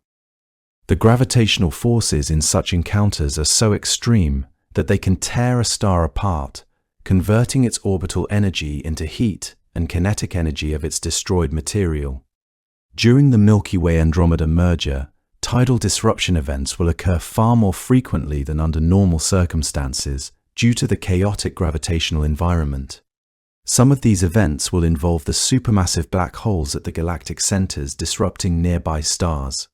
The debris from tidally disrupted stars will form accretion disks around the black holes and contribute to the black hole's mass. The active galactic nucleus phase describes the intense activity that erupts at a galaxy's center when the supermassive black hole begins accreting material at high rates. During a galaxy merger, gas and stars are driven toward the center through gravitational forces, increasing the amount of material falling onto the central black hole from surrounding regions. If this inflowing material is sufficient, the black hole enters an active phase, becoming a luminous quasar or active galactic nucleus emitting tremendous radiation. The Milky Way's supermassive black hole, Sagittarius A, is currently quiescent, accreting only small amounts of material and producing relatively weak radiation compared to active systems. During the Milky Way-Andromeda merger, Sagittarius A may become far more active and luminous as material is channeled toward it from the colliding galaxies. Andromeda's supermassive black hole may become similarly active during this same period. The merged system will eventually settle into a new state where the central black hole reaches a new equilibrium after billions of years. Gas accretion onto black holes will intensify dramatically during the merger as gravitational disruption funnels material inward. The two supermassive black holes at the centers of the Milky Way and Andromeda will each begin accreting gas at higher rates than they currently do. This increased accretion will cause both black holes to grow in mass. When the two black holes eventually merge, the new unified black hole will be more massive than either predecessor. The rate of accretion will depend on the exact details of how the merger unfolds, including the amount of gas in the colliding regions and the efficiency with which that gas is directed toward the center. Jets and outflows represent another way that active black holes influence their surroundings. When a supermassive black hole actively accretes material, some of that material is ejected in powerful jets moving at near the speed of light. These jets extend far from the black hole, sometimes reaching distances of hundreds of thousands of light years. They can heat the surrounding gas, preventing further star formation by increasing the temperature above the threshold needed for gravitational collapse. They can also compress gas clouds, triggering star formation in some regions. The jets represent a way that black holes on the tiniest scales can influence the evolution of entire galaxies. Feedback. Effects demonstrate how phenomena at the smallest scales connect to the largest. When a supermassive black hole accretes material, it releases energy in the form of radiation and jets. This energy feeds back into the surrounding galaxy, heating gas and preventing further collapse. The process is called active galactic nucleus feedback or black hole feedback.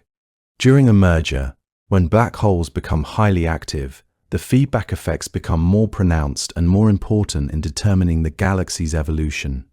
The intense energy output of the active black holes can reheat gas that would otherwise collapse into new stars, thereby suppressing star formation.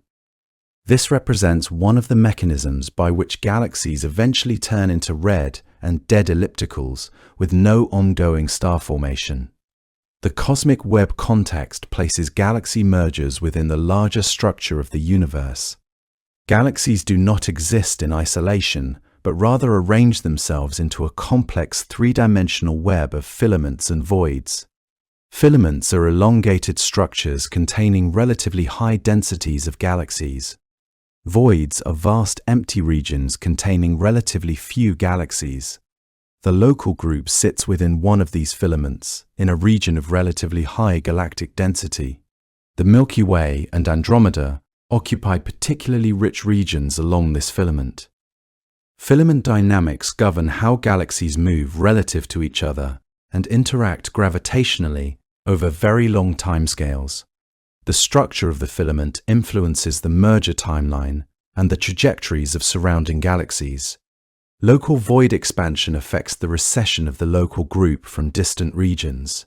The universe is expanding, with galaxies moving away from each other on average. However, the local group is bound together by its own internal gravity, meaning its member galaxies move together relative to the cosmic expansion.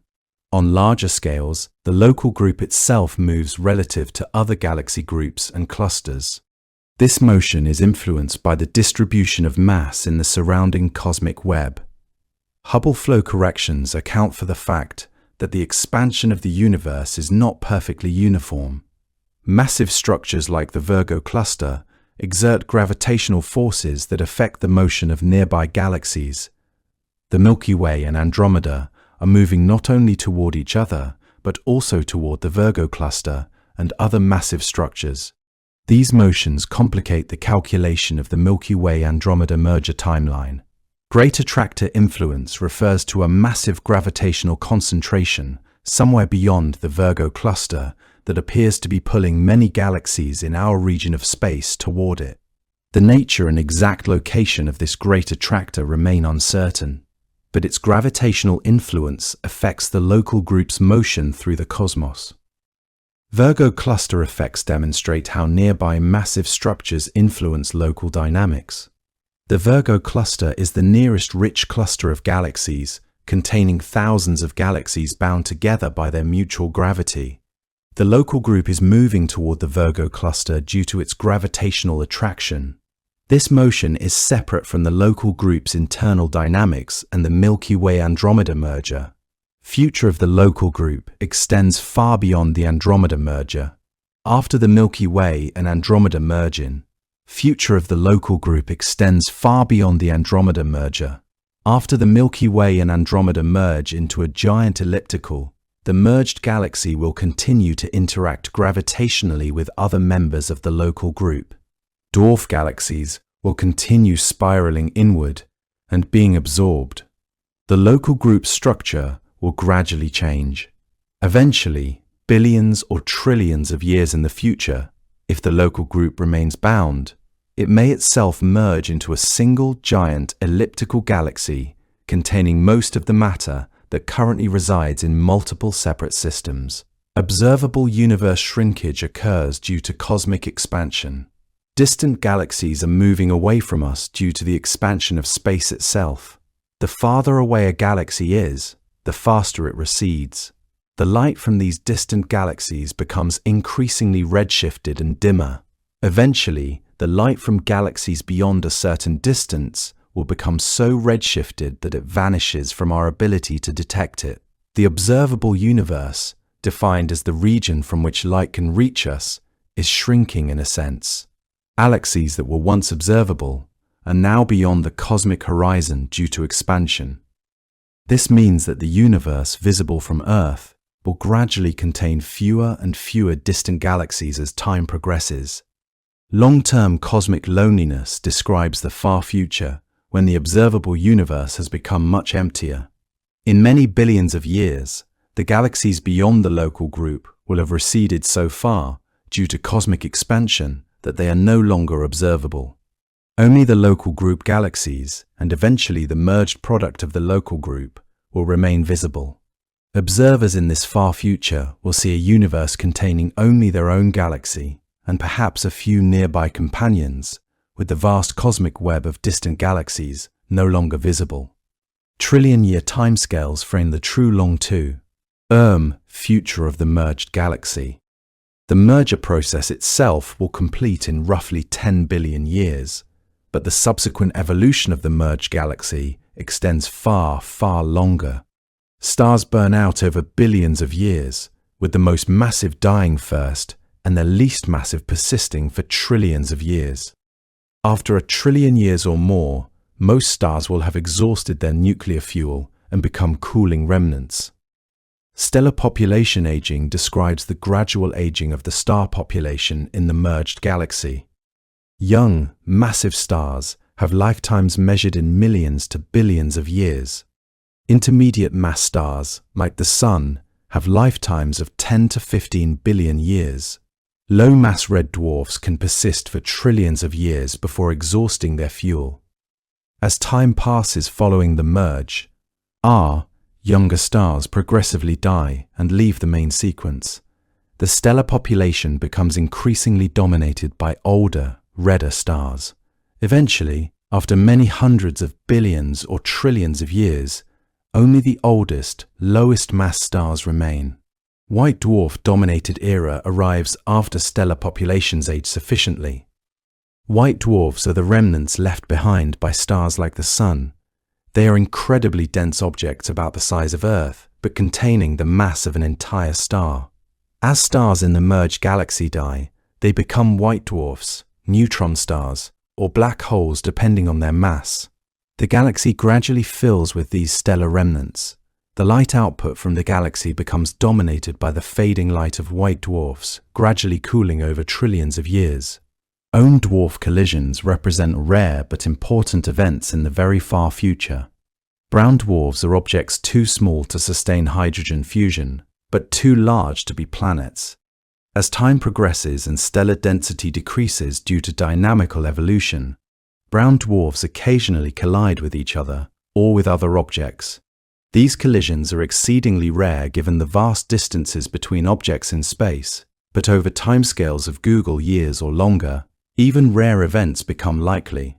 The merger between two brown dwarfs could potentially produce enough heat to trigger deuterium fusion, allowing the merged object to briefly become a functioning star before again cooling to become a brown dwarf or white dwarf. Perfect. The draft is now complete at 5,026 words, which falls within the target range of 4,750, 5, 250 words, Ponyu 5% of 5,000. The script. The debris from such collisions would drift through space for eons, slowly cooling and losing whatever energy drove them together. This is the fate of all matter that builds for a time and then dissipates into the cosmos once again. Brown dwarf systems represent the smallest failed stars in the universe, objects that came close to igniting fusion but never quite achieved the temperatures necessary for hydrogen burning to sustain itself. Planetary nebulae provide some of the most stunning optical displays in the aging universe, a final gift from dying stars to the cosmos. These shells of glowing gas, ejected from dying stars during their evolutionary death throes, create rings and arcs and spirals of breathtaking beauty, even as the stars at their centers fade and cool. The expanding clouds glow with colors determined by the remaining elements, showing traces of oxygen and nitrogen and hydrogen that once formed the star's outer layers. Some planetary nebulae persist for tens of thousands of years after ejection, their gentle light fading gradually into darkness as the stars illuminating them grow dimmer and cooler. The intricate patterns within these nebulae reveal the rotation and structure of the stars that gave them birth, showing the magnetic fields and rotational dynamics frozen into their expanding shells. In the far future, when the merged galaxy has grown old and its stars are mostly dead, the remaining light will come increasingly from these planetary nebulae and from the fading glow of white dwarfs cooling slowly across inconceivable timescales. The universe will still contain pockets of illumination, even as most of its stars have gone dark, these ghostly remnants of stellar death, providing the only illumination in a darkening cosmos. The last stars burning represent the final moments of stellar nuclear fusion in the merged galaxy's lifetime. The smallest, most patient stars, the red dwarfs with masses less than about 10% that of our Sun, will persist for trillions of years before exhausting their hydrogen fuel in the quiet furnaces at their cores. These ancient, low-mass stars will be the final keepers of nuclear fire in the merged galaxy, burning with steadiness long after all other stellar types have faded into remnants.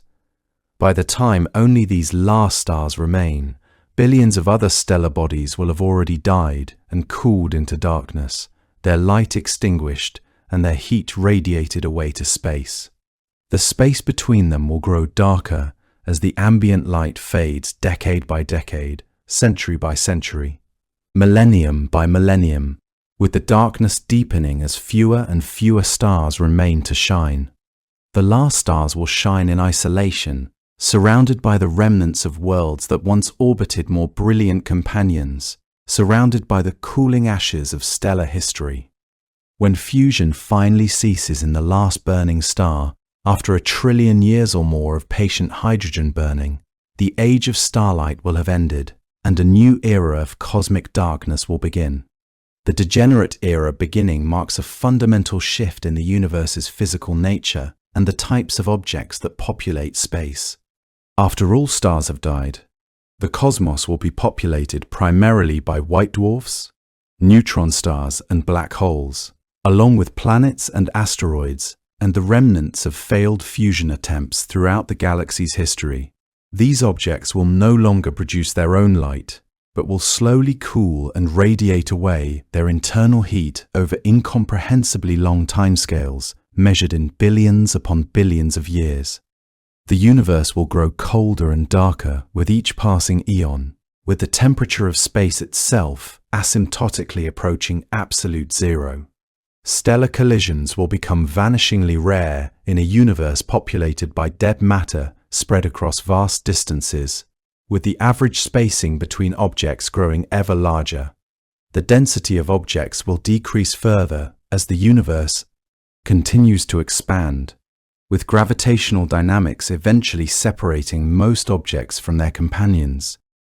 Eventually, the merged galaxy itself will dissolve as gravitational interactions slowly eject objects into intergalactic space, with the bound system breaking apart over trillions of years. The black dwarf future arrives when white dwarfs have cooled completely and no longer emit any detectable radiation. A black dwarf is a white dwarf that has radiated away all its internal heat and become essentially dark and invisible to observation, just another cold remnant drifting through space. No white dwarfs have existed long enough to become true black dwarfs yet, as the universe is only about 13.8 billion years old, and white dwarfs require hundreds of trillions of years to cool completely. But in the distant future, after hundreds of trillions of years have passed and the universe has aged far beyond its current middle age, the first black dwarfs will begin to form in significant numbers. These objects will mark a new era in cosmic history, when even the remnants of stellar cores have faded into darkness, and when the universe becomes populated primarily by cold, invisible objects. Proton decay speculation involves one of the deepest uncertainties in fundamental physics and cosmology. Some theories of particle physics suggest that protons, the fundamental building blocks of atomic nuclei and all ordinary matter, might be unstable on extraordinarily long timescales. If protons decay, then all matter composed of ordinary atoms would eventually break apart in radiation and exotic particles. Even black dwarfs would eventually dissipate into this fundamental radiation, their solid structure giving way to pure energy. Even the solid matter of planets and asteroids would transform into radiation and exotic particles, leaving nothing but fields and radiation permeating all of space. The lifetime of protons, if they decay at all, is estimated to be on the order of 10 to the 34 years, far longer than the current age of the universe by an incomprehensible factor that exceeds 10 to the 24. Whether protons actually decay remains one of the great open questions in fundamental physics, unresolved despite decades of experimental searches and theoretical speculation. If they do, then everything made of ordinary matter will eventually disappear into the irreversible arrow of decay and dissipation. If they do not, then cold stellar remnants and dead planets will persist for eternity, existing forever in the expanding cosmos. Observing the merger from afar provides a perspective impossible for those who will experience it directly, a view from outside looking back at the transformation. Imagine observers from a galaxy in the Virgo cluster, or far beyond in the depths of space, looking back toward the local group as the merger unfolds across billions of years. They would see the slow gravitational interaction of the two spiral galaxies, the increasing distortion of their shapes as tidal forces reshape their delicate structures, the long tidal tails extending into space like the arms of some cosmic creature. The spectacle it'll be visible over such vast cosmic distances because of the sheer scale and brightness of the event, with the collision appearing as a gradual brightening and distortion across the sky. The merger of two galaxies containing hundreds of billions of stars each represents one of the most luminous and visually spectacular events that can occur in the universe, rivaled only by certain supernovae explosions. Distant observers in the far future might regard this merger as one of the most notable events they have witnessed in their local region of space, a cosmic spectacle of transformation. Andromeda's current appearance fills our night sky as a soft, diffuse, elliptical patch of light against the darkness. To the naked eye, it appears as a glowing smudge of light, elongated and somewhat ghostly in its lack of bright definition, with no sharp boundary to mark its edge. Through binoculars or small telescopes, more detail emerges, with a brighter central core surrounded by increasingly fainter outer regions that fade into the darkness. The spiral structure becomes visible to those with larger telescopes and excellent observing conditions, revealing the delicate arms that trace the galaxy's structure. Two prominent dust lanes wind through the galaxy, visible as dark regions that obscure the light from stars behind them, silhouetting themselves against the brighter background. These dust lanes represent regions where interstellar material is concentrated, marking areas of lower transparency where dust and gas accumulate. The galaxy's satellite galaxies, including M32 and M110, appear as small fuzzy objects nearby, barely resolved even in modest telescopes. Andromeda's extent is so large that ancient astronomers did not initially realize it was a single separate galaxy rather than a nearby nebula within the Milky Way. The naked eye visibility of Andromeda has made it the most distant object that humans can see with their unaided vision, a remarkable achievement of its intrinsic brightness. This remarkable fact means that light from Andromeda has traveled 2.5 million light-years to reach human eyes. Crossing the vast gulf of space without any optical aid needed, observers in dark locations with clear, unpolluted skies can see Andromeda on clear nights throughout the year, watching it pass through the northern sky. City dwellers and those in light-polluted areas often cannot see Andromeda due to the overwhelming light pollution that drowns out its faint, extended light. The visibility of this distant galaxy to the human eye is possible because of its sheer size and luminosity, despite the vast distance involved, because it is one of the most enormous galaxies in the local group. Ancient peoples in many parts of the world documented observations of Andromeda, though they did not understand what they were observing. Historical observations of Andromeda span thousands of years of recorded astronomy and scientific investigation. The Persian astronomer Abd al-Rahman al-Sufi documented it in his Book of Fixed Stars in the year 964, recording one of the earliest known written observations. He described it as a small cloud, a description that captures how it appeared to telescopes-less observers in the pre-optical age. Islamic and European astronomers continued to observe and record this object throughout the medieval period, noting its position and brightness.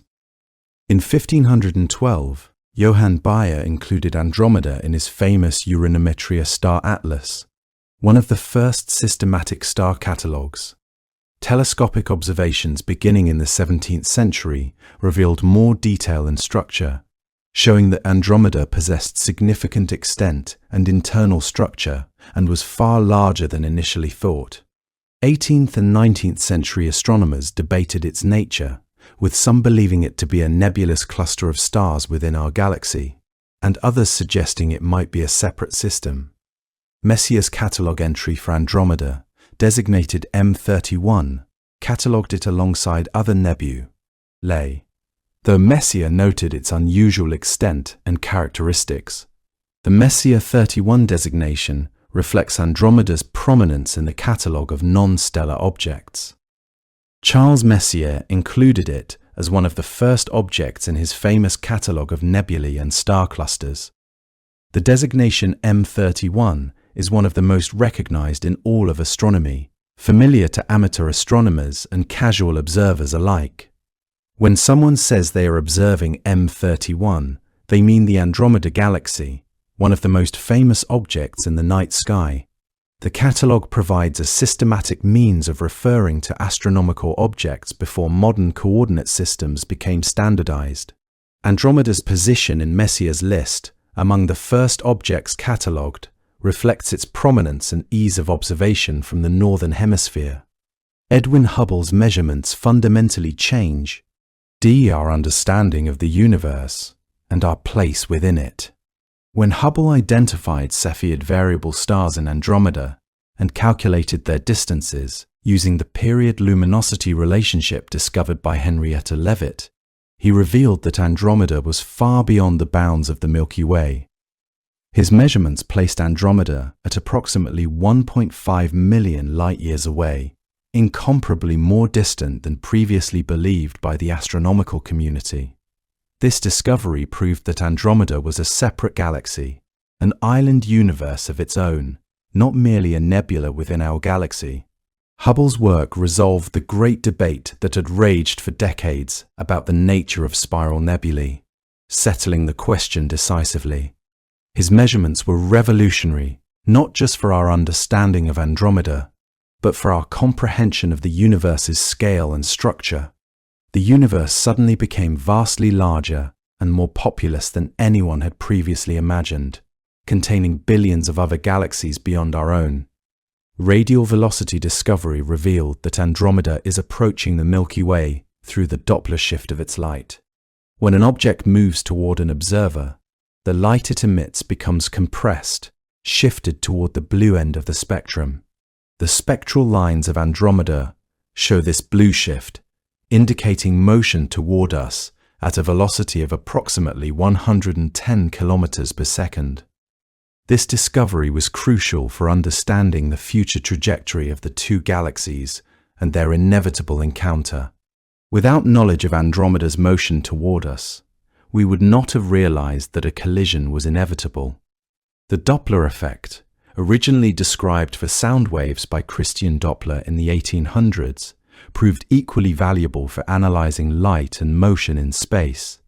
Proper motion measurements track the angular movement of Andromeda across the sky as viewed from Earth.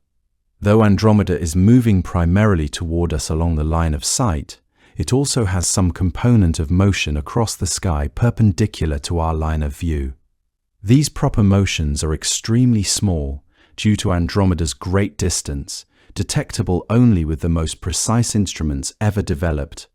Measuring proper motion requires observations separated by years or decades to accumulate enough displacement to be measurable. Proper motion complements radial velocity measurements to give a complete picture of Andromeda's three-dimensional motion through space. The combination of radial and proper motion measurements allowed astronomers to calculate orbital trajectories and predict the encounter with precision. Gaia satellite contributions have revolutionized our understanding of Andromeda's motion and the motion of other nearby galaxies. The Gaia spacecraft, launched by the European Space Agency, has measured the positions and velocities of billions of stars with unprecedented precision. For Andromeda, Gaia provided measurements of stellar motions within the galaxy, revealing its internal structure and dynamics. The satellite's data has also provided refined measurements of Andromeda's proper motion across the sky. Gaia's catalogue includes millions of stars with distances and proper motions measured to extraordinary accuracy. This data has allowed astronomers to refine their predictions of the Milky Way-Andromeda collision, accounting for the actual structure and dynamics of both systems. The Hubble Space Telescope studies have revealed Andromeda's stellar populations in extraordinary detail. Hubble has imaged numerous regions of Andromeda, resolving individual stars in its disk, bulge, and halo. These observations show the diverse stellar populations at different distances from the galaxy's center. Star formation history can be inferred from the observed stellar populations, with different regions showing stars of different ages. Hubble's observations have also revealed supernovae in Andromeda, measuring their brightness and providing constraints on cosmic distances. The remarkable clarity of Hubble's images has made Andromeda one of the most thoroughly observed galaxies in the universe. James Webb Deep Field observations probe the distant universe, but also provide comparison data for understanding nearby galaxies. The James Webb Space Telescope can observe infrared radiation, penetrating dust that would obscure visible light. This capability allows observation of star-forming regions and very young, dusty stars not visible to other telescopes.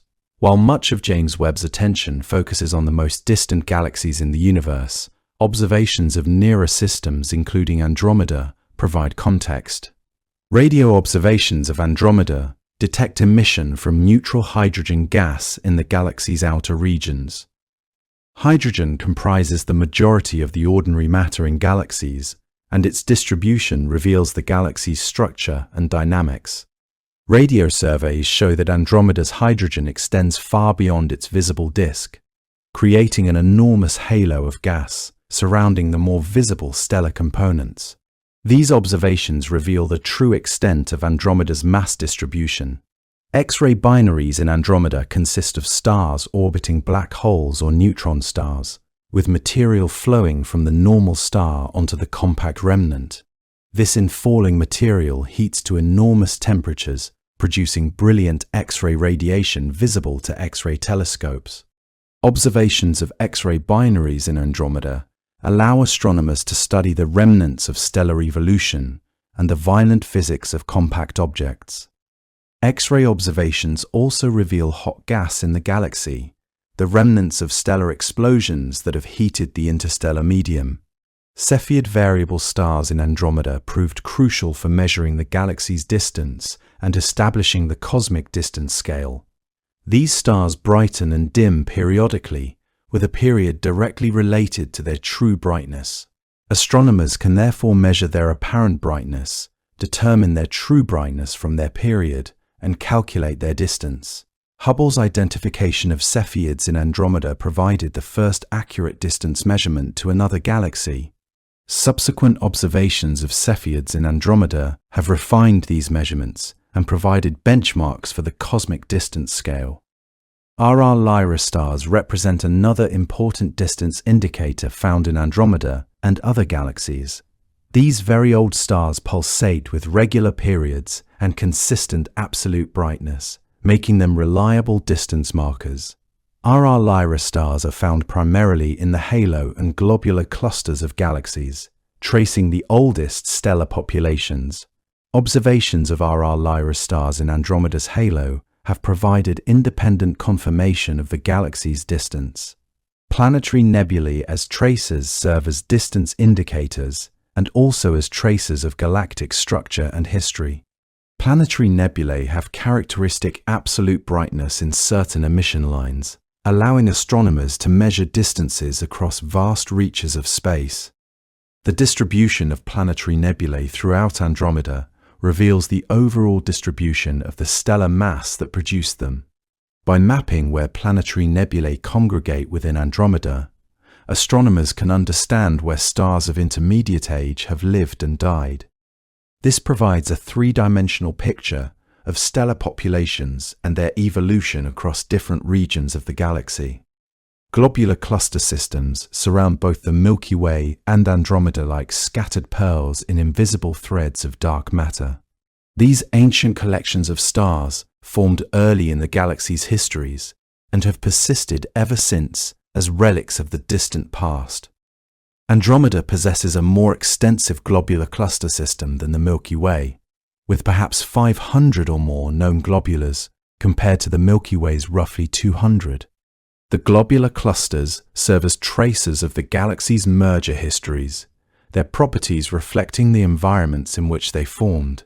Some globular clusters bear evidence of formation in Andromeda itself, while others appear to have been captured from satellite galaxies consumed long ago. The ages of these globular clusters reveal that galaxy formation and assembly has been ongoing for billions of years. Metallicity gradients reveal how chemical composition varies with distance from a galaxy's center. The central regions of galaxies typically contain more heavy elements than the outer regions due to accumulated stellar evolution. This gradient reflects the history of star formation, with more stars forming in the denser central regions and enriching them with heavy elements over billions of years.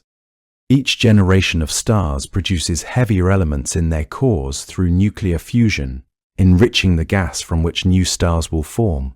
Andromeda's metallicity gradient, provides clues about how its structure assembled and how long star formation has been ongoing in different regions. The gradient tells a story of inside-out galaxy assembly, where the center formed first and the outer regions were built up later through accretion and mergers. Star formation history can be reconstructed from the observed populations of stars and their chemical abundances. Stars of different ages have different chemical compositions, with older stars containing fewer heavy elements because the universe started with only hydrogen and helium. By studying the distribution of ages and compositions, astronomers can infer how a galaxy formed and evolved over billions of years. Andromeda's star formation history shows periods of intense activity, SEP, aerated by quieter intervals, reflecting its interactions with smaller galaxies throughout its lifetime. Some periods saw bursts of star formation triggered by mergers, while other periods saw relative quiescence. The overall history of Andromeda shows that it has been actively evolving and assembling itself through mergers and accretion for billions of years. Dust lane observations show dark lanes of interstellar dust silhouetted against the brighter stellar background of Andromeda. These lanes trace the galactic disk of Andromeda, showing where dust and gas concentrate and where star formation is most active.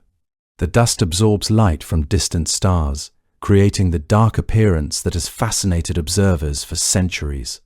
The spatial distribution of dust lanes reveals the galaxy's structure and orientation, showing how the disk is tilted relative to our viewpoint. The dust lanes are not permanent features, but shift and evolve as stellar winds and supernovae clear some regions while new dust forms in others. Understanding the dust distribution helps astronomers predict where future stars will form and how the galaxy's structure will continue to evolve. Satellite galaxy census counts the smaller galaxies orbiting Andromeda as gravitational satellites, a process that is still ongoing. Modern surveys using sensitive telescopes continue to discover fainter and fainter dwarf galaxies orbiting in Andromeda's halo. Andromeda's satellite system includes some prominent members like M32 and M110, which are visible even in small telescopes.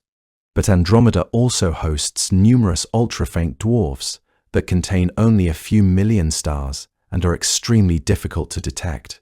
The census is ongoing, with new satellites discovered regularly as detection methods improve and surveys become more sensitive. Some of these satellite galaxies are in the process of being disrupted and absorbed by Andromeda's gravity, their stars gradually being stripped away and incorporated into the larger galaxy. The cosmic perspective of Andromeda's place in the universe encompasses billions of galaxies stretching across the observable cosmos.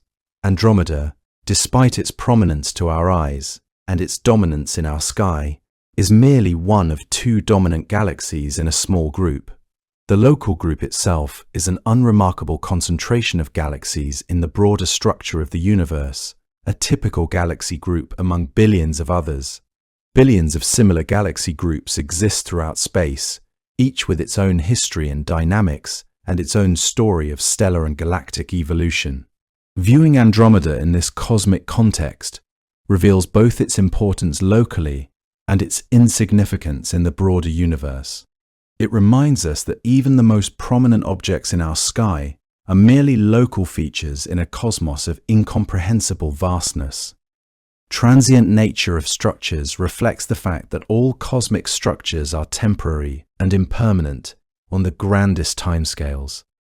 The galaxies we observe today are configurations of matter that have arisen through billions of years of evolution and will transform further over the next billions of years. Andromeda, the Milky Way, the local group, and all the structures we observe are not permanent, but are states in ongoing cosmic processes of creation and dissolution. Nothing in the universe remains unchanged indefinitely on timescales of billions and trillions of years.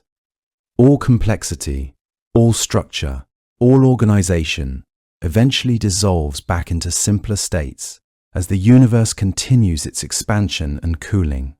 Even the most spectacular objects like galaxies with hundreds of billions of stars will eventually dissipate into dark matter and radiation, spread throughout an increasingly empty universe. Beauty in transformation recognizes that the universe's constant change is not tragedy, but rather the source of its grandeur and majesty. The collision between Andromeda and the Milky Way will be, despite its violence on cosmic scales, a transformation of extraordinary beauty that unfolds across billions of years. Two distinct entities becoming one unified system represents a fundamental reorganization of matter and structure on the largest scales, a cosmic merger that exceeds the scale of any human activity. The process will unfold with a majesty visible across cosmic distances, a spectacle that will be invisible to earthbound observers, but would be breathtaking to any beings watching from distant galaxies. The mathematics underlying the collision contains elegance and symmetry, with gravitational interactions following laws that physicists understand and can calculate with precision. The physics governing the interaction expresses deep principles about gravity and motion that apply throughout the universe.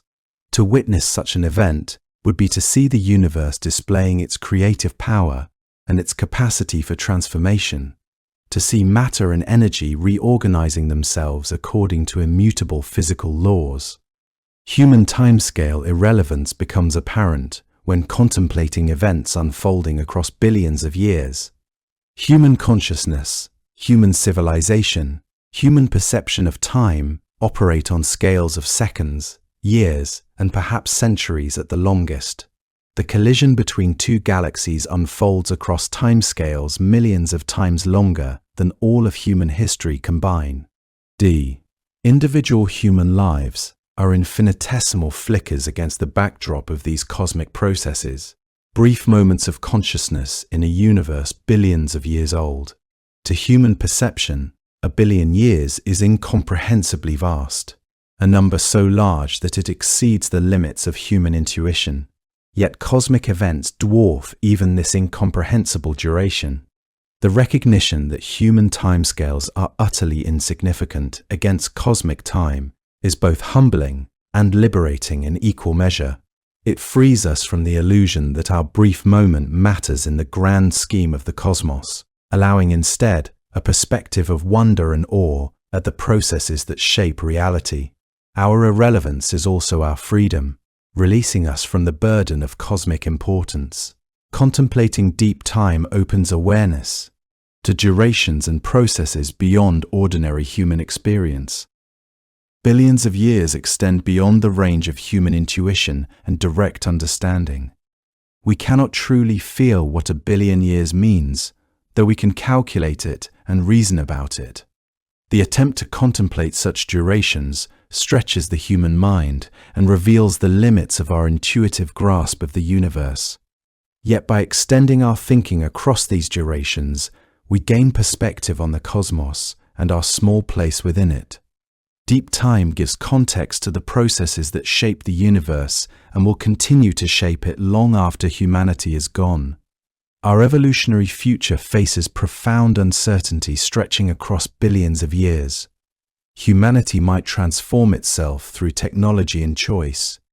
Biological evolution might continue shaping human nature over many thousands of years. Civilizations might rise and fall repeatedly across the span of human existence on Earth. Or humanity might not survive the next million years, replaced by new species or consciousness in different forms. All of these futures are possible when considering timescales of billions of years. Witnessing impossible events represents the essence of astronomical observation and prediction in its fullest expression. Humans cannot observe the collision directly, as it will not complete for billions of years and will destroy the Earth if viewed from its surface due to the Sun's evolution and expansion. Yet through calculation, simulation, and observation of similar systems elsewhere, we can predict and visualize what will occur billions of years hence. The ability to calculate the future and to understand coming events that will unfold on scales we cannot directly perceive represents one of humanity's greatest intellectual achievements, a triumph of mind over the limits of immediate sensation. The gift of prediction allows us to know something of what will become, to extend our knowledge beyond the present moment into the deep future, to see events that will occur when all of us and our descendants have long since passed into history. This knowledge, though it cannot change what will occur, provides a perspective that transcends the present moment and connects us to the cosmos across vast spans of time. It allows us to participate in a story much larger than ourselves, a narrative of transformation that will continue long after human civilization is gone. We have come to the end of our long journey through the collision that will reshape our galaxy and transform the cosmic landscape. The future holds transformation on a scale difficult to fully comprehend, yet we have traced the outlines of how two spiral galaxies will merge into one elliptical giant over the course of billions of years. We have considered the mechanisms that will drive this merger, the effects on the stellar population, the ultimate fate of planets and stars, and the entire merged system extending trillions of years into the future. The collision will be invisible to any human observer, happening long after our species has vanished and long after Earth itself has been consumed by the sun's expansion into a red giant. Yet the knowledge that such a transformation awaits reaches across the billions of years separating us from that distant epoch. It connects us to a cosmic reality larger than ourselves, more permanent than our individual lives, and proceeding according to laws of physics that we have come to understand. The merger between the Milky Way and Andromeda is not the ending of a story, but rather a moment in an eternal narrative of cosmic transformation. Galaxies merge, reform, and evolve as gravity endlessly reshapes the matter of the universe. Stars are born and die in cycles spanning billions of years. Planets form and eventually drift into darkness or are destroyed in violent encounters. All structures are temporary, all patterns transient, all configurations subject to change. Yet in that impermanence lies a profound beauty and a majesty that invites contemplation of what we are and where we belong in this vast cosmos. When you look up at the night sky and find Andromeda shining softly in the darkness, you are seeing light that has traveled 2.5 million years to reach your eyes. You are seeing the galaxy that will one day merge with our own in a transformation that will be invisible to any human witness, yet will be perhaps the most dramatic event in the local group's future. That knowledge can bring a sense of wonder, a connection to deep cosmic time, and a perspective on our place in a universe far larger and older than ourselves. Let this future event, though billions of years distant, remind us that the universe remains vast and strange and beautiful, even as we come to understand its workings. The cosmos continues its eternal dance of creation and transformation, indifferent to our presence, yet beautiful beyond measure to those who take time to contemplate it. Rest now in the knowledge that whatever future awaits, the universe will continue to evolve and transform according to the elegant laws of physics that govern all existence.